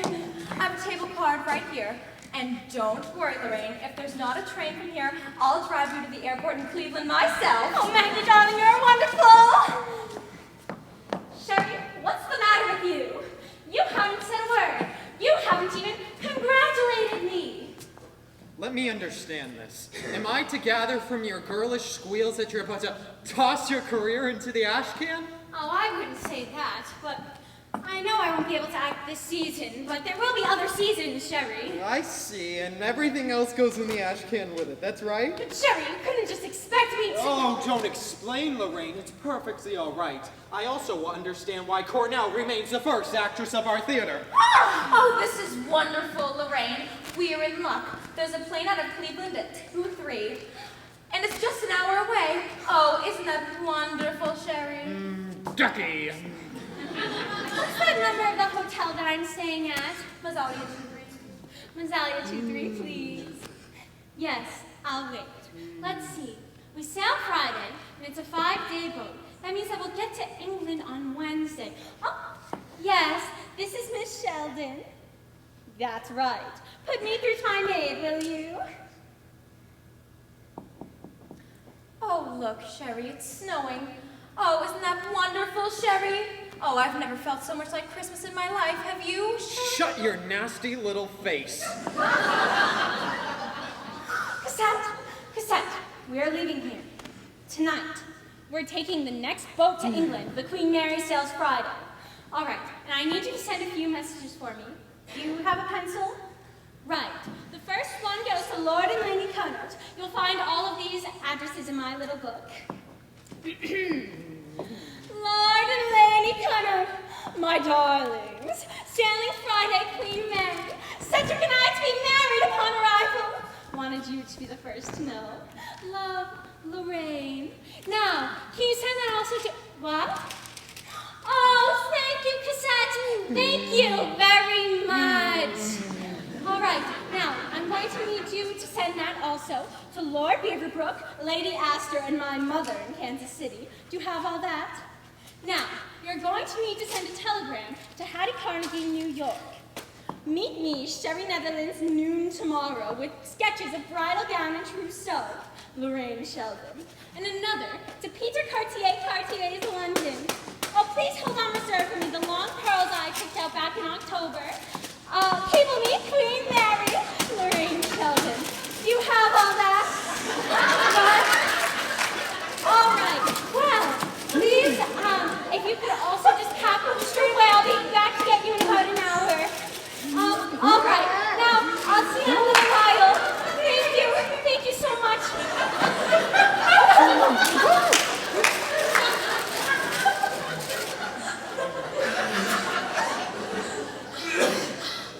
Isn't Cassette the most wonderful maid in the world? I don't know what I'd do without her. Who would have thought I'd be going to London an hour ago? An hour ago? No, I never would have thought of an hour ago. Will you stop this female drooling? I have a violent headache! Oh, Sherry, is there anything I can do for you? Sherry, dear, I'm sorry if I've upset you, but after all, this is my life, and I couldn't just... Hi, everyone. Say, do you know it's snowing out? Gonna have a real old-fashioned Christmas. Why don't you telephone your scoop to the New York Times? Bert, dear, Miss Sheldon has a plane to catch in Cleveland. Can we drive her, you and I? Of course. Sorry to see you go, Miss Sheldon. No bad news, I hope. Oh, on the contrary, very good news. Wonderful news! Yes, indeed. Calls for a drink, I think. Sherry, you're not being a very good host. How about some champagne? I can do better than that. Let me mix you up a Jefferson special. Okay, Mr. Whiteside? Yes. Mix anything to stop driveling! Anybody admire my Christmas present yet, Maggie? Oh, I forgot. Look, everyone, from Mr. Jefferson to me. Oh, let me see. Oh, look, it's inscribed to Maggie. Long may she wave. Love, Bert. Oh, that's simply beautiful. Isn't that beautiful, Sherry? Ducky! See, Bert, I told you it was beautiful. Shows what you get when you save your coupons. What's going on between you two anyhow? Maggie, are you not telling us something? Great God, will this headache ever end? My head is about to burst! A Jefferson special will cure anything. By the way, Mr. Whiteside, I got a 2-minute interview with Beverly Carlton down at the station. And you're right, he's quite something. Go ahead, Bert. Mix those drinks. On the fire. I was lucky to even get 2 minutes. He was in the telephone booth most of the time. Bert, mix those drinks, will you? Okay, Maggie. I couldn't even hear him most of the time, but from the faces he was making, it looked like a scene from one of his plays. Bert, for heaven's sakes, would you? Oh, wait a minute, Mr. Jefferson. You said Mr. Carlton was in a booth at the station? That's right. I didn't think he'd ever come out. Kept talking and making the damnedest faces for about 5 minutes. I have an idea, Bert. I shall love the Jefferson special. In fact, make me a double one, will you? My headache has gone with the wind. Certainly, Mr. Whiteside. Sherlock Holmes is now at work.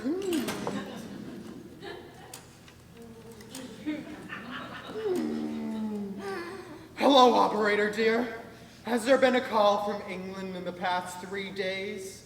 Yes, I'll wait. Sherry, what is all this? Shh. What's that? There have been no calls from England in the past 3 days? Will you repeat that, please? Blossom. Hear it? Oh, hello, operator, and thank you, and Merry Christmas. Sherry, dear, what is all this? What was that all about? Yes, that was just Beverly, and, you performed the greatest love scene of your career. But, darling, what does this mean? I mean, my dear, that was Beverly you poured your girlish heart out to, not Lord Bottomley. Ah, me, who would have thought just 5 minutes ago that you'd be going to London? But I want this explained, Sherry. Explained? You heard the operator, my dear. That was just Beverly engaging in one of his famous bits of mimicry. You heard him do Lord Bottomley before, haven't you? Yes, of course I've heard him do Lord Bottomley before, but I just wouldn't see what... Oh my God. Those cables! Those cables!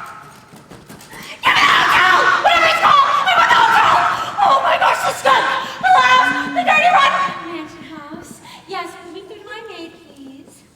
Who the hell do you think it is? Lorraine Sheldon, of course! Put me through to my maid! Oh, God, this is the most dreadful. If only Cassette hasn't... Cassette, have you sent those cables out there? Why?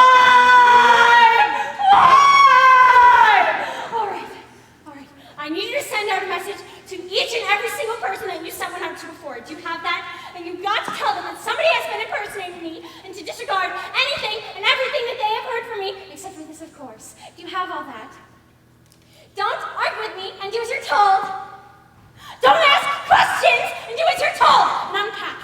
You're not going. All right, my dear, now relax. Relax? Do you realize I'm in the laughing stock of England? Oh, I knew Beverly told him to slow, but I didn't think he was this slow! Oh gosh, why did he do it? Why? That's what I'd like to know. Do you know Sherry? Do you know Maggie? Oh, he was here right before he left. Oh, why would he leave from here, go straight to a telephone booth, and send me out to learn a fool's errand? I just don't get it. I really don't. I really just don't get it. Why would he, or anybody else in this world, want me to...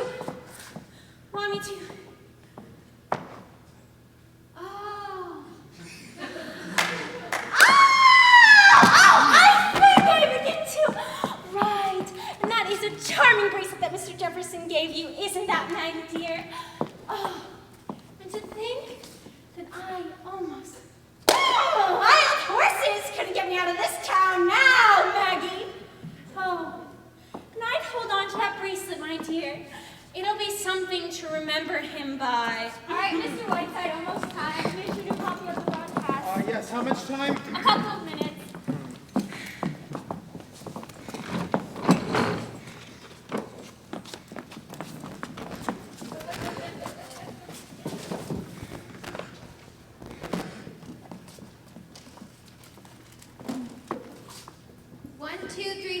1, 2, 3, 4. How are we coming in New York? A, B, C, D, A, B, C, D. Testing.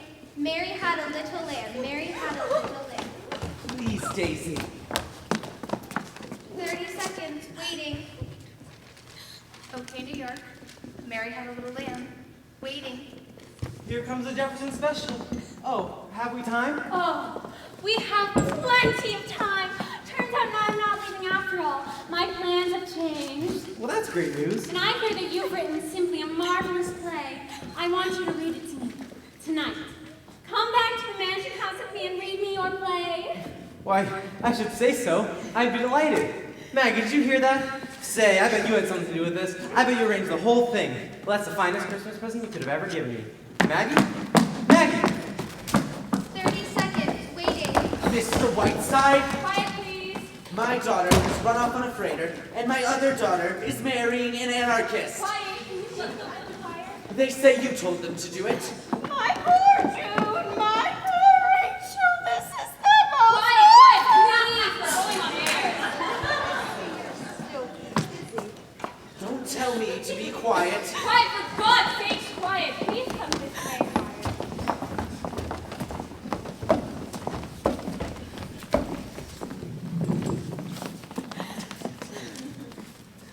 Okay, New York. Ladies and gentlemen, I now present to you Sheridan Whiteside. Hello, on this eve of eves, when my own heart is overflowing with peace and kindness, I think back to that still and lustrous night 2,000 years ago. When in the first star of Bethlehem was glimpsed in a wondrous sky, the Savior was born.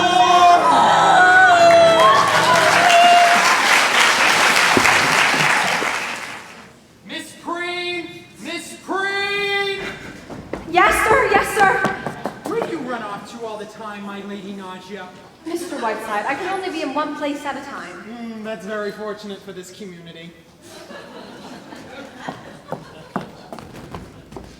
Good morning, Mr. Whiteside. Merry Christmas. Merry Christmas, Elizabeth. Are you ready for your breakfast, Mr. Whiteside? No, I don't think I want any breakfast. Has Miss Cutler come down yet? No, sir, not yet. Is she in her room, do you know? Yes, sir, she is. Shall I call her? No. No, thank you, Elizabeth. Yes, sir.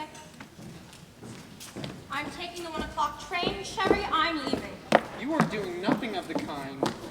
Here are your keys, your driver's license, the keys to the safety vaults are in New York. I'll go in there and clear things up. Just a moment, Miss Siddons. Where were you until 3 o'clock this morning? I sat up half the night waiting for you. You heard me calling you when you came in. Why didn't you answer? Look, Sherry, it's over and you've won. I don't want to talk about it.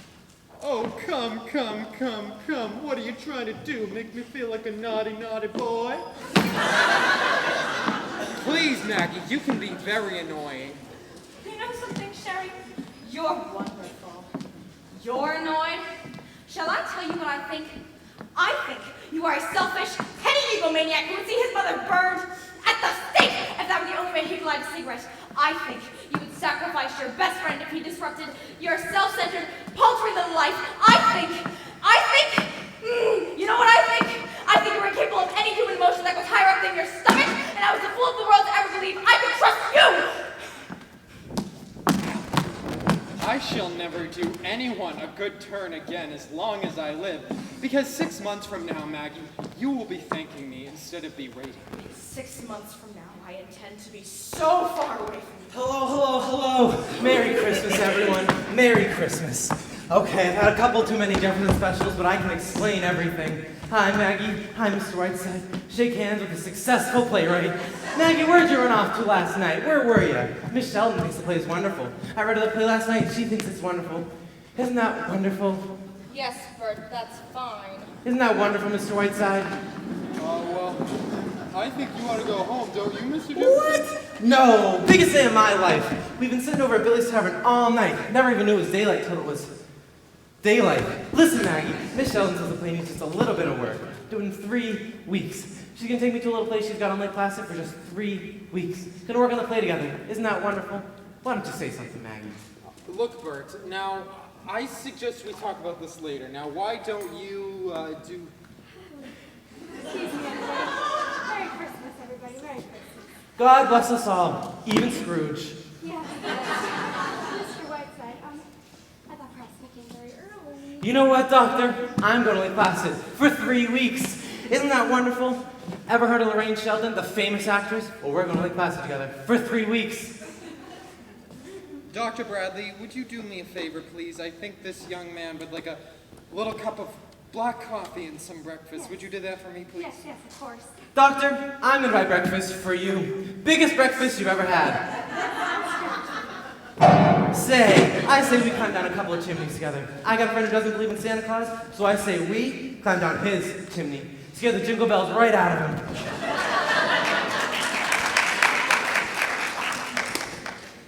Now listen, Maggie, I'm willing to forgive you for your tawdry outbursts and explain about this condom. I love him so terribly. Oh, Sherry, why did you do it? Why did you do it?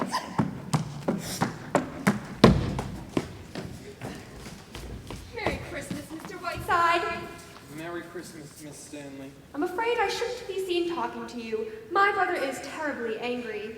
I just couldn't resist asking, did you like my Christmas present? I haven't opened it yet. I haven't opened any of my presents yet. Oh, well, I was so anxious too. It's right there, Mr. Whiteside. Won't you open it now? I appreciate you thinking of me, Miss Stanley. It's very thoughtful of you.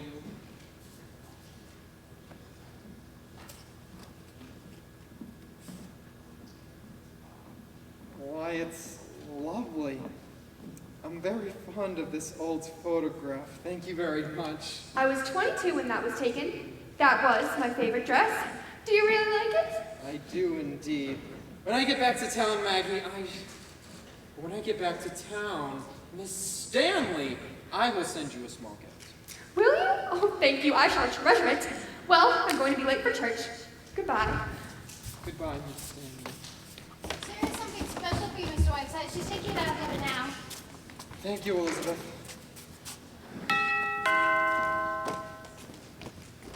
Miss Preen! Miss Preen! Yes, sir! Yes, sir! Answer the door, will you, Elizabeth? Elizabeth is upstairs.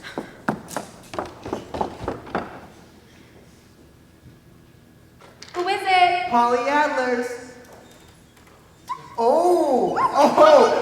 love you. Oh, I love you. Oh, I love you. Oh, give me a kiss. Don't you dare kiss me! Don't Let give me my go! passion. Oh, give me the hot blood.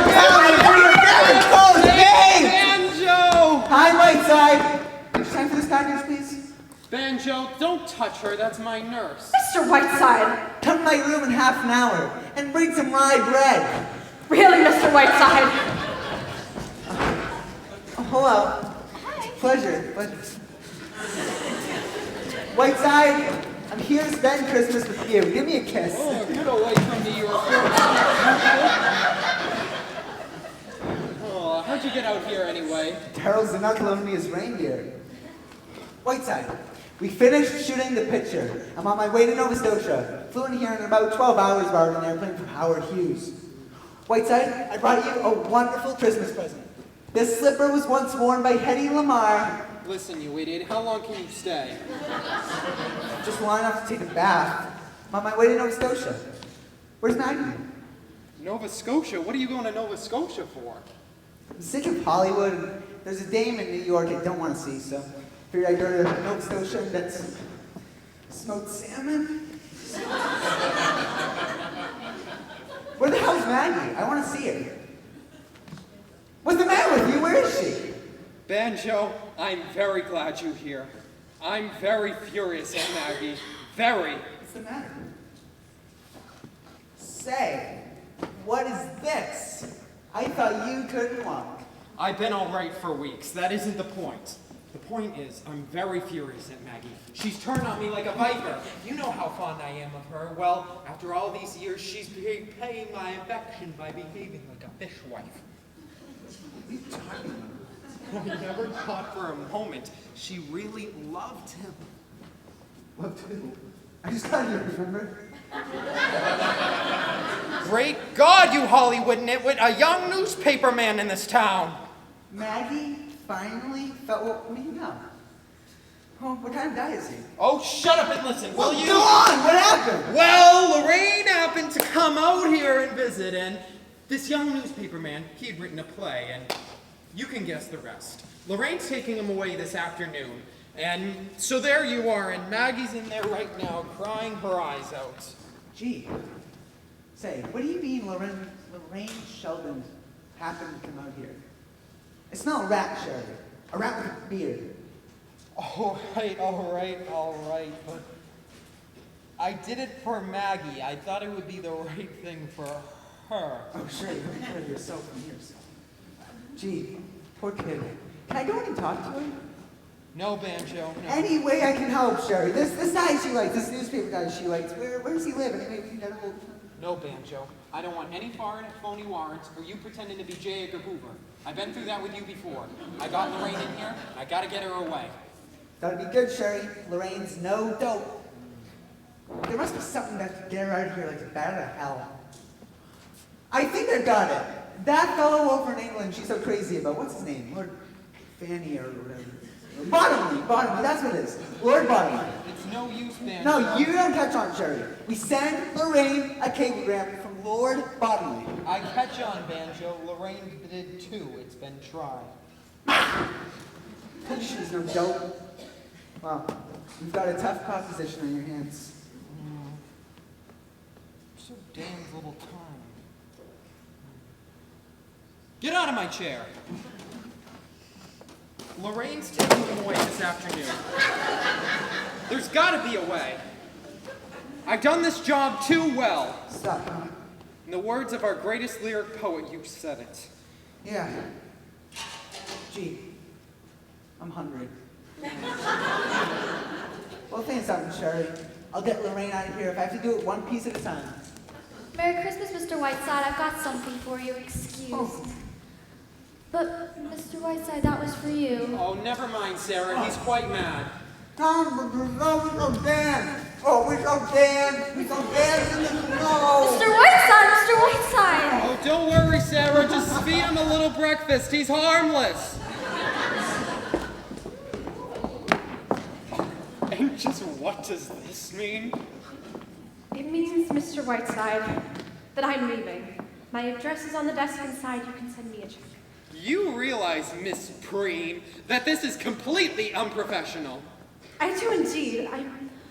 I'm not only leaving this case, but I am walking out on the nursing profession. I became a nurse because ever since I was a little girl, I was filled with the idea of serving the suffering humanity.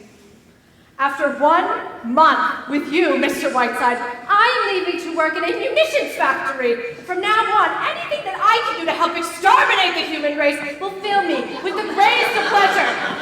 If Florence Nightingale had ever nursed you, Mr. Whiteside, she would have married Jack the Ripper instead of founding the Red Cross. Good day!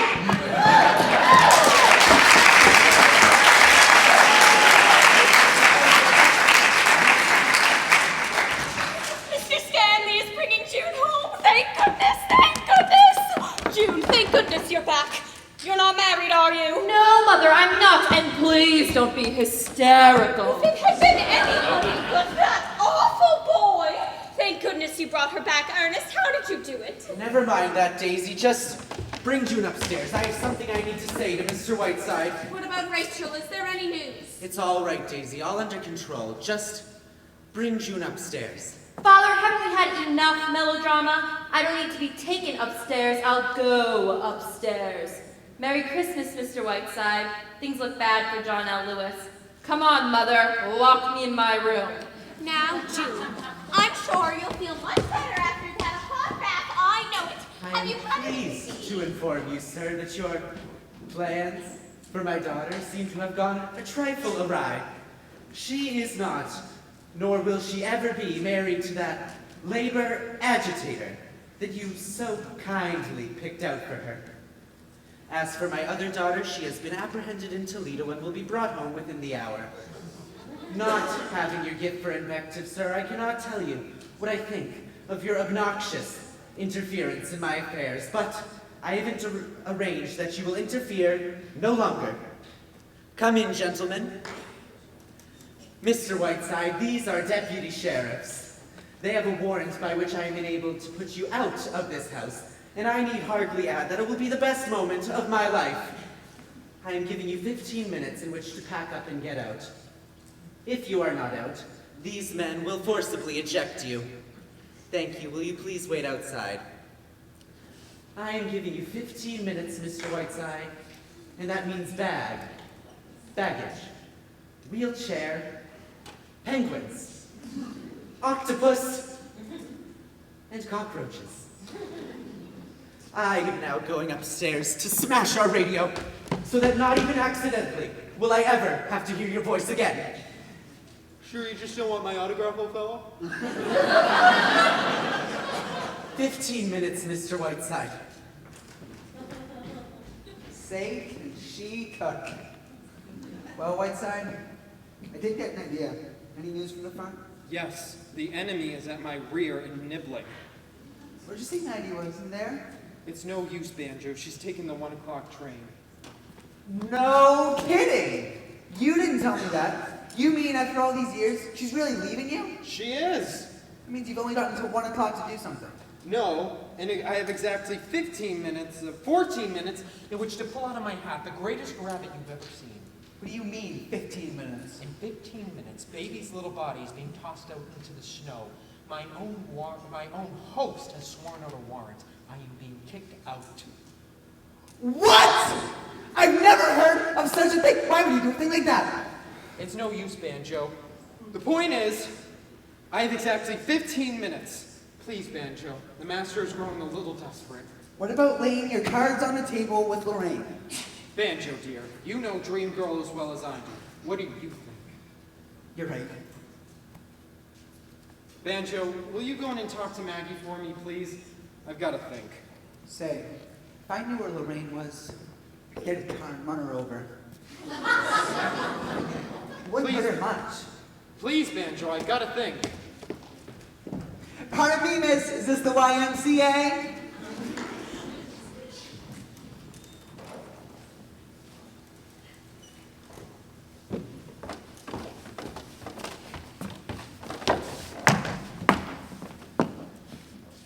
Is this man your father?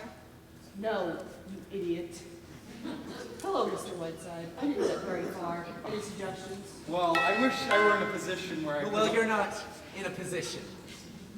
Thank you very much, officer. Here's a little something for your trouble. Thank you, sir. Good day. Will you please go upstairs, Rachel?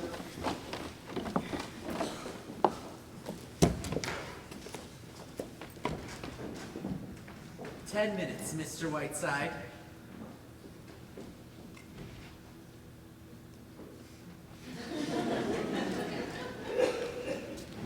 Here's your orange juice, Mr. Whiteside. Are you feeling better? Oh, thank you, Elizabeth. Is there any cyanide in this orange juice? Answer the door, will you? Yes, sir. I bet it's some mustard gas from an old friend. Hey, that crazy old fellow made a great deal of Sarah. He wants to give her a screen test. Good morning. Is Mr. Whiteside up yet? Yes, he is, Miss Sheldon. He's right up here. Oh, Merry Christmas, darling. Merry Christmas. I come to have Christmas morning breakfast with you. Is that all right? Yes, my sprite. Elizabeth, will you make Lorraine a tray, please? Better make it 1-minute eggs. Oh, darling, it's the most perfect Christmas morning. The snow is absolutely glistening. It's too bad you won't be able to go out and see it. Oh, I'll probably see it later.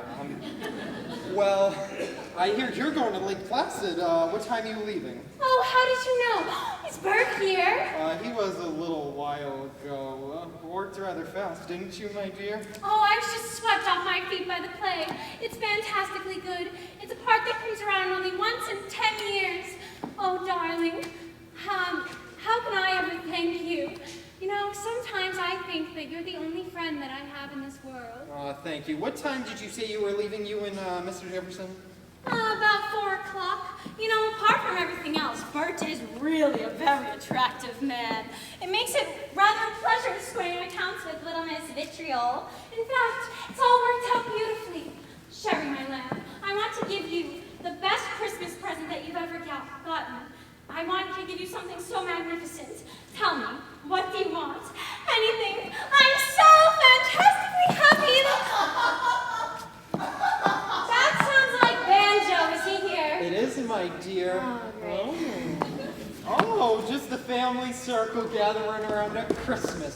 My, how time flies when you're having fun. Why, hello, sweetie pants. How are you? Very good. And you, Banjo? Oh, fine, fine. Say, you look in the pink, Lorraine. Anything in the wind, Whiteside? Not a glimmer. What time does the boat set sail? 10 minutes. What boat is this? The good ship up the creek. I've listed everything except the New Year's Eve broadcast, Sherry. Wasn't there a schedule on that? Yes, it's on the table over there, someplace. Thank you. Oh, New Year's Eve. Bert and I will be spending New Year's Eve up in Lake Placid. Oh, you've been up there, Sherry. You know how wonderful it is. Oh, everything up there is so isolated and alone. Oh, nothing but cold, clear night. Oh, that must be Bert now. I told him to meet me here. Well, I'm really quite excited for Lake Placid. Bert's the kind of man that will do all but just work beautifully. Really good time. Whiteside? Yes, sir. American Express. Right, bring it right in here. Sherry, Where do you what's want this? Where do you want this put? Right there. It's for you, Mr. Whiteside. Dear God, if there was one thing I needed right now, it was an Egyptian mummy. Merry Christmas from the Khedive of Egypt.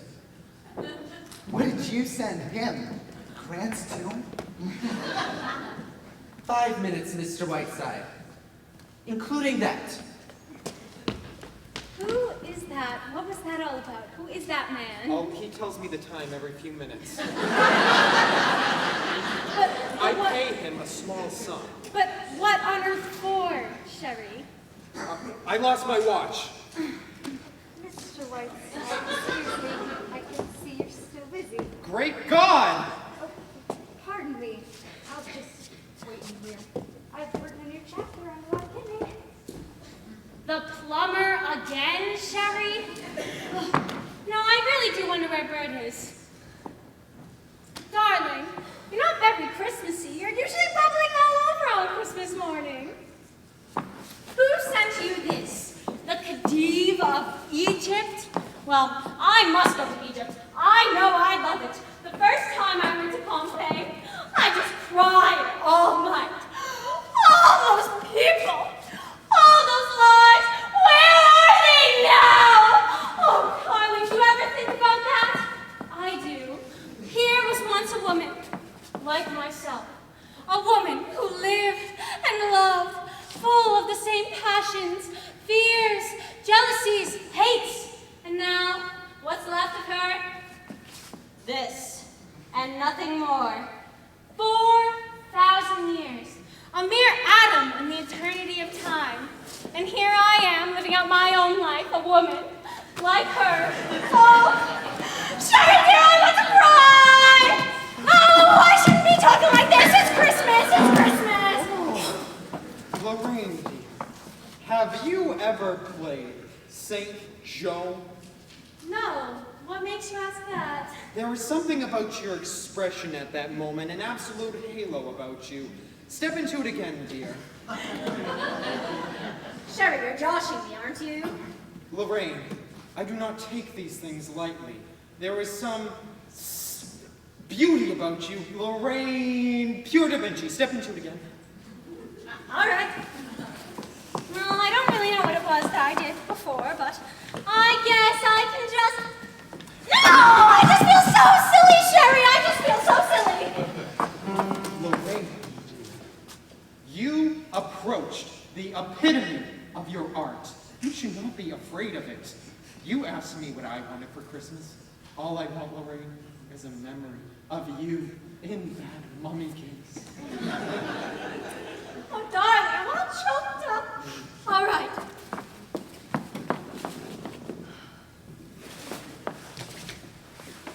From dust thou art, and dust to dust. Eureka! Will she be all right in there? Oh, sure, she can breathe easy. I'll let her out when we get on the plane. One Say, thing at a time. What are we going to do now? Say, how do we get this thing ready? That's the next step, Banjo. Fast, Captain, think fast. This is everything, Sherry. I've leaving 3 carbons. Is there anything in there? What are these? Nothing at all, thank you, thank you. Do you want me to file these letters? Do you want this picture? Nothing, no, throw it away. Wait! I want the picture, give me the picture. The only thing I haven't done is put the broadcast in order. Do you want me to do that? Yes. What? Oh, yes, do it. It's very important, Maggie. It's very important. I'll see you before I go, Benjo. I know how we're gonna get. I've seen this face before. I know how we're gonna get this thing out of here. What face?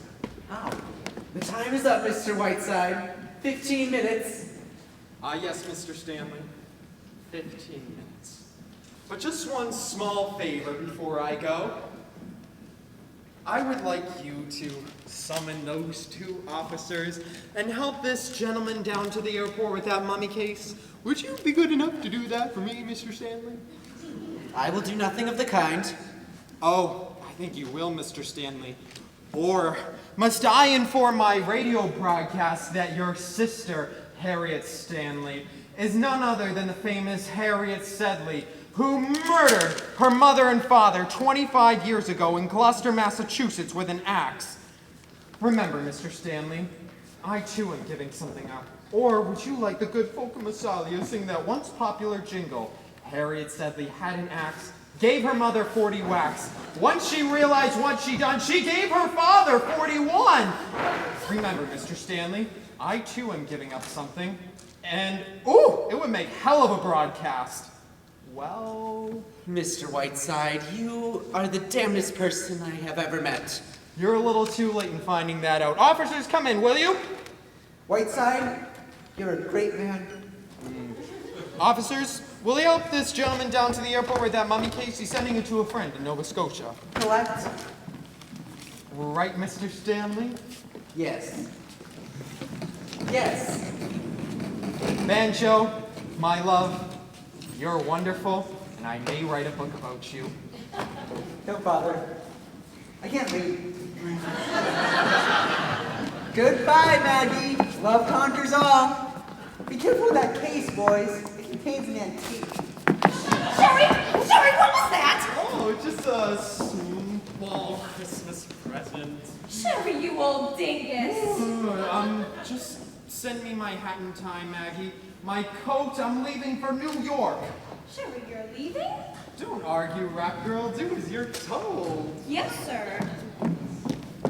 Mr. Whiteside, I've got to apologize. Say, there's something different about you. Don't give it much thought, Bert. There's been a change of plans. Lorraine's off on a world's cruise. I'm bringing your play to Catherine Cornell. Miss Cutler will explain everything. Oh, Maggie, I'm so sorry. Maggie, I love you, Sherry. Mr. Whiteside. Ah, yes, Doctor. Very busy, but if I'm ever in New York, try and find me. Now, my lamb, I love you very much. Sherry, you're wonderful. Nonsense. Goodbye, Mr. Jefferson. You'll never know how much trouble you cause. Goodbye, Mr. Whiteside. Goodbye, Mr. Stanley. I would like to hear from you in the near future.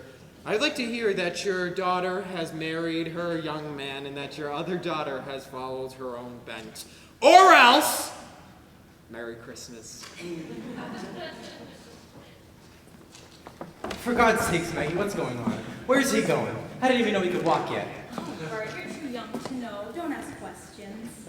Ernest, Rachel is being very difficult. You'll have to talk to her. Bert, doctor! Something's happened. What's the matter? What's wrong? What happened?